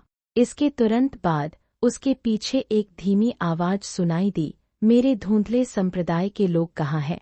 मुड़कर देखने पर बोलने वाला धुंधले संप्रदाय का संप्रदाय स्वामी था। वह भावहीन रहा, उसके हाथ उसकी पीठ के पीछे थे। 4 खूबसूरत महिलाएं उसके पीछे थीं, युद्ध के मैदान पर पहाड़ की तरह स्थिर। आसपास के सम्राटों द्वारा छोड़ी गई दिव्य शक्तियां आंखें रखती थीं। सभी चेन जुआन और 4 महिलाओं के पास से गुजरती थीं, पास आने में असमर्थ थीं। यह देखकर ब्लरथर्स्टी की पुतलियां थोड़ी सिकुड़ गईं और एक ठंड तुरंत उसके दिल में दौड़ गई। आखिरकार उसने चेन जुआन की पहचान के बारे में सुना था। वह 3000 दाओ महाद्वीपों में 4 नकली अमरों में से एक था और उसकी ताकत अन्य 3 नकली अमरों से कहीं अधिक थी। जहां तक उसकी बात है, वह केवल महान हॉल में एक चर्म स्तर का प्राणी था, जिसने छद्ममर के क्षेत्र को भी नहीं छुआ था। वह दूसरे पक्ष का मुकाबला कैसे कर सकता था? इसके अलावा इस समय वह चेन जुआन द्वारा जारी एक अदृश्य आभा से घिरा हुआ था, इसलिए भले ही वह भागना चाहता था, वह बच नहीं सकता था। एक पल के लिए ब्लरथर्स्टी बेहद घबरा गया और केवल इधर-उधर देख सका। उम्मीद कर रहा था कि उसे महान सम्राट स्तर के कुछ साथी कबीलाएं मिल जाए जो उसके खिलाफ लड़ने के लिए एकजुट हो सके। हालांकि एक नज़र में आसपास कोई भी उसे बिल्कुल भी नोटिस नहीं कर सका, क्योंकि देवता जाति के सभी दर्जनों महान सम्राट धुंधले संप्रदाय द्वारा फंसे हुए थे। कुछ शून्य में फंसे हैं, जबकि अन्य घिरे हुए हैं। न केवल वे उसे बचा सकते थे, वे खुद को भी नहीं बचा सकते थे, क्योंकि कुछ दिव्य सम्राट पहले ही गंभीर चोटें झेलना शुरू कर चुके हैं और बुरी तरह से खून बह रहा है। जवाबी हमला करने की क्षमता खो चुके हैं और धुंधले संप्रदाय के उन सम्राटों द्वारा उन्हें परिष्कृत किया जा रहा है। एक पल में ब्लरथर्स्टी घबरा गया और अपनी अहंकारी योजना पर पछतावा करने लगा। बेशक आप इसके लिए उसे दोष नहीं दे सकते। मुख्य समस्या यह है कि वे कुछ नकली अमर जो एकांतवास से बाहर आए थे, वे सभी उनके भीतर अमर नियमों और सच्चे अमर बनने के अवसर के लिए प्रतिस्पर्धा करने के लिए, जन्मजात आध्यात्मिक छड़ियों को परिष्कृत करने के लिए एकांतवास में चले गए। उन्होंने एक समझौता भी किया कि जो कोई भी सबसे अधिक योगदान देगा उसे अमर नियम मिलेंगे। कोई भी बेकार नहीं रहना चाहता था। इसने इस तथ्य को जन्म दिया है कि वह अब केवल तियानजू पर निर्भर हो सकता है, क्योंकि तियानजू के भाइयों ने भी जन्मजात आध्यात्मिक छड़ी को परिष्कृत करने में भाग लिया था। बूढ़े व्यक्ति तियानजू अपनी खुद की जगह खाली करने में सक्षम थे। इसके अलावा भले ही केवल एक स्वर्गीय पूर्वज ही बचा हो, यह काफी है, क्योंकि स्वर्गीय पूर्वज की ताकत नकली अमर क्षेत्र के 6ठे स्तर पर है, जो धुंधले संप्रदाय के 3 नकली अमरों से कहीं अधिक मजबूत है। इसलिए परेशानी की कोई जरूरत नहीं है। मैं पहले ही तियानजू से बात कर चुका था और उससे छाया में रहने को कहा था, लड़ाई शुरू होने के बाद भी अब तक उसका कोई निशान क्यों नहीं है? क्या मेरा पूरा वंश सफाया हो जाना चाहिए? उनके डिवोरिंग ब्लडलाइन के सभी शक्तिशाली वंशजों में से वह अकेला बचा है। एक पल के लिए ब्लडथर्स्टी बेहद चिंतित था। उसके माथे पर ठंडा पसीना बह रहा था और वह नहीं जानता था कि इससे कैसे निपटा जाए। हालांकि उसकी चुप्पी ने चेन जुआन को यह सोचने पर मजबूर कर दिया कि वह ताबूत देखने तक आंसू नहीं बहाएगा। इसलिए जन्मजात आत्मा छड़ी के सटीक स्थान का कई बार पता लगाने में विफल रहने के बाद उसने अब और संकोच नहीं किया और तुरंत हाथ उठाया और उसे झटक दिया। दोम! एक पल में एक विशाल आभा ने ब्लडथर्स्टी के कंधे को छेद दिया। आह! ब्लडथर्स्टी दर्द से चिल्लाया क्योंकि डर उस पर हावी होने लगा, क्योंकि उसने पाया कि उसके कंधे पर घाव ठीक ही नहीं हुआ। इसके अलावा विनाश के अंतहीन नियम उसके मांस और रक्त पर मंडरा रहे थे, लगातार उसके शरीर में गहराई तक प्रवेश कर रहे थे और अधिक विनाश कर रहे थे। इससे उसका दर्द हजारों गुना बढ़ गया। तुम, मैं और मैं देवता जाति के स्पष्ट शासक हैं। देवता जाति के प्रत्यक्ष वंशज देवता जाति तुम्हें जाने नहीं देगी। उसने दर्द और डर को सहन किया और अपनी कांपती आवाज में कठोर शब्द बोलना जारी रखा। हाश 520 यहाँ तक कि स्वर्गीय पूर्वज भी मेरी मदद नहीं कर सकते। मेरे पूर्वज मुझे बचाए। ब्लडथर्स्टी कांपते हुए कठोर शब्द बोला। हालांकि इस बार उसने गलत व्यक्ति को चुना। चेन जुआन ने उसकी धमकी को बिना किसी भावना के सुना और फिर से हाथ हिलाया। दोम! एक पल में ब्लडथर्स्टी के दूसरे कंधे पर एक भयानक खून का छेद दिखाई दिया। खून का छेद कलाई के आकार का था। यह सघन सफेद रोशनी से ढका हुआ था, मनमाने ढंग से उसके जीवन बल को नष्ट कर रहा था। इसने ब्लडथर्स्ट के डर को अपने चरम पर पहुंचा दिया। उसकी बाहें कमजोर और शक्तिहीन थीं और उसके पैर अनियंत्रित रूप से कांप रहे थे। यह देखकर चेन जुआन ने लापरवाही से फिर से अपनी उंगली बढ़ाई और फिर शांति से पूछा, मेरे धुंधले संप्रदाय के लोग कहाँ हैं? ब्रश! चेन जुआन की हरकतों को देखकर ब्लडथर्स्टी की पुतलियां सिकुड़ गईं और उसका दिल एक बार फिर कांप उठा। आखिरकार बस एक कलाई के झटके से दूसरा पक्ष उसके शरीर में एक छेद कर सकता था। यह भयानक था और भागने का कोई रास्ता नहीं है, भले ही आप चाहें। मौत का डर धीरे धीरे करीब आ रहा था, उसके मनोवैज्ञानिक बचाव को कुचल रहा था। लेकिन फिर भी हम खून के प्यासे के बारे में बात नहीं कर सकते, क्योंकि देवता विश्वासघात बर्दाश्त नहीं करते।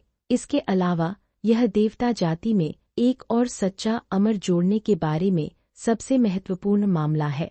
इसलिए उसने अपने दांत थोड़े से कस लिए और अपनी खून से लथपथ आंखें बंद कर लीं, जो तीव्र दर्द से भरी हुई थीं। लगता है तुम कुछ नहीं कहोगे। आह, क्यों परेशान होना? चेन जुआन ने धीरे से आह भरी, फिर हाथ उठाया और सोल डिवोरिंग सिग की ओर बढ़ता रहा। Whoosh whoosh whoosh, whoosh whoosh whoosh. एक पल में एक के बाद एक भयानक आभाएं प्रकट हुईं।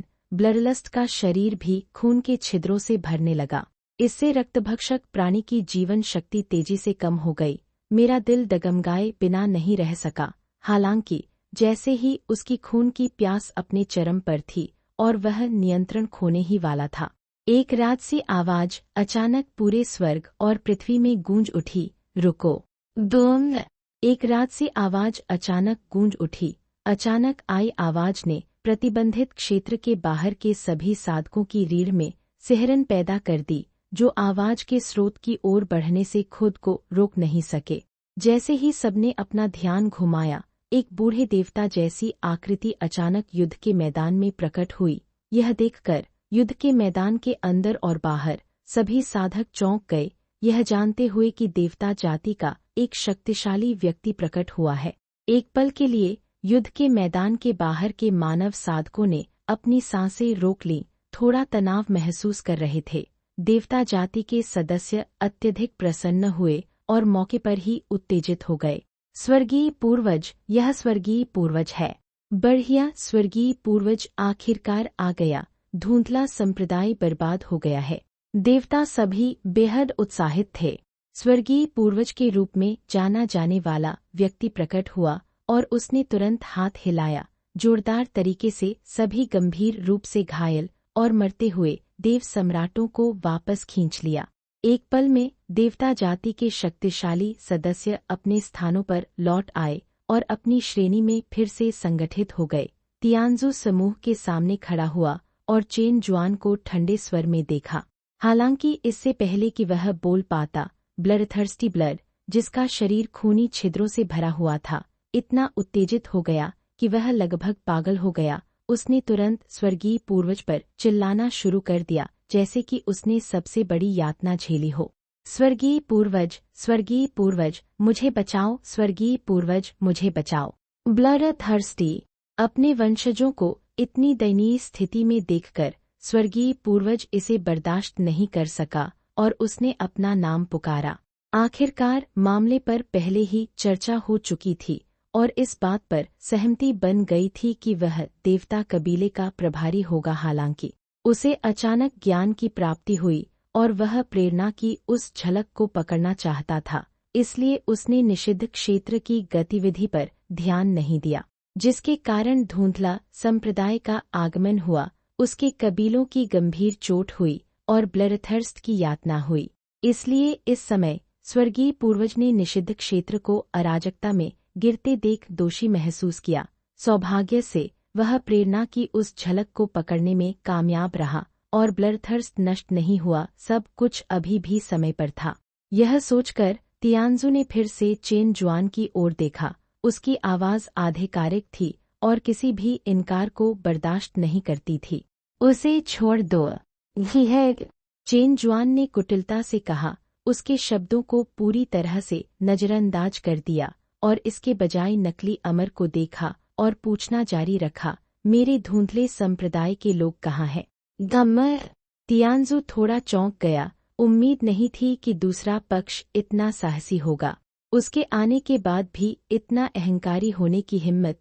उसने थोड़ा सा भौहें चढ़ाया और शांति से कहा, अज्ञानी मूर्ख, कल आव। इससे पहले कि वह अपनी बात खत्म कर पाता, चेन जुआन ने हाथ उठाया और फिर से झटका दिया। ब्लडथर्स्टी के शरीर पर एक और खूनी छेद दिखाई दिया, जिसका सब इंतजार कर रहे थे। एक पल में तियानजू की आवाज भी अचानक रुक गई और उसका चेहरा बदसूरत हो गया। तुम यह मांग रहे हो? उसने गुस्से में चिल्लाया और फिर हाथ उठाया, असीम अमर शक्ति का विमोचन किया, जो चेन जुआन की ओर बढ़ी।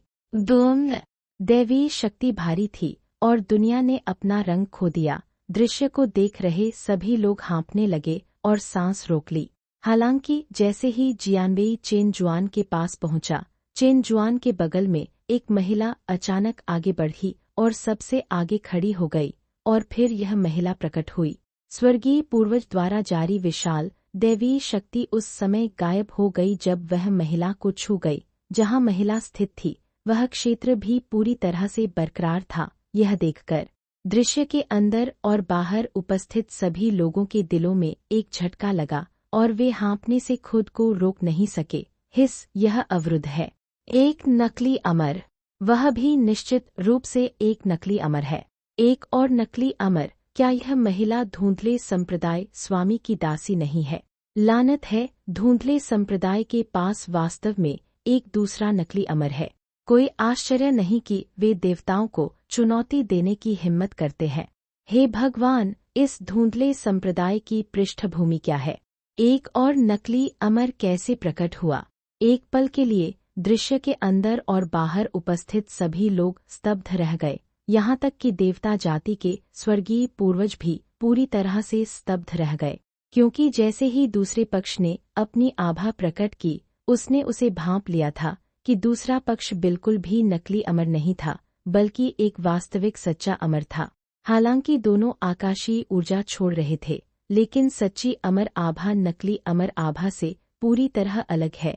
उसने अपने पूर्वजों में यह आभा पहले भी महसूस की थी। वह एक सच्चा अमर है, इसलिए देवता जाति का स्वर्गीय पूर्वज स्तब्ध रह गया। मैंने कभी कल्पना नहीं की थी कि देवता इतनी जल्दी पैदा हो जाएंगे और उनके पूर्वज पूरी तरह से जागृत भी नहीं होंगे, फिर भी वे सच्चे अमरों को आकर्षित करेंगे। नहीं तो वे इतने अहंकारी नहीं होते। यह सोचकर तियानजू का दिल कांप उठा और वह तुरंत तनाव कम करने के लिए सम्मान में हाथ जोड़ना चाहता था। हालांकि उसने अभी-अभी अपनी बाहें उठाई थीं और अभी तक मुट्ठी बांधने का इशारा पूरा नहीं किया था। अमर महिला की पुतलियां सिकुड़ गईं, गलती से यह सोचकर कि दूसरा पक्ष एक छिपा हुआ हमला शुरू करने वाला है। इसलिए उसने अचानक हाथ उठाया और उस पर एक तमाचा जड़ दिया। बूम! एक पल में असीम शक्ति स्वर्ग से उतरती हुई प्रतीत हुई और एक विशाल दबाव पूरे क्षेत्र में फैल गया। आकाशीय पूर्वज के पास प्रतिक्रिया करने का समय भी नहीं था, इससे पहले कि वह उस हथेली के प्रहार से तारों की रोशनी में बदल गया और मौके पर ही गायब हो गया। पवित्र बकवास, वह मर गया। हिस, एक हथेली का प्रहार, यह महिला किस स्तर की है? मेरे भगवान, एक हथेली के प्रहार से 5 नकली अमर क्षेत्र के एक विशेषज्ञ को मार डालना, यह केवल एक सच्चा अमर ही कर सकता है। अभी-अभी दैवीय शक्ति की वह आभा, क्या वह एक सच्ची अमर हो सकती है? पवित्र बकवास, एक सच्चा अमर। धुंधले संप्रदाय के पास एक सच्चा अमर है। एक पल में पूरा दर्शक स्तब्ध रह गया, यहाँ तक कि देवता भी चौंक गए और कांप गए, अविश्वास की अभिव्यक्ति प्रकट करते हुए। आखिरकार इस युग में अमरता के नियम गायब हो गए हैं, इसलिए सच्चे अमरों का प्रकट होना असंभव है और कोई भी सच्चा अमर बनने के लिए खेती नहीं कर सकता है। लेकिन यह सच्चा अमर कहाँ से आया? देवता चौंक गए और पीछे हटने से खुद को रोक नहीं सके, उनकी लड़ने की इच्छा खत्म हो गई। यह देखकर चेन जुआन ने नरसंहार का आदेश देना बंद कर दिया। बिना किसी भावना के अपनी निगाहें हटाने के बाद वह देवता कबीले की स्पष्ट रीढ़ ब्लडथर्स्टी को देखने के लिए मुड़ा।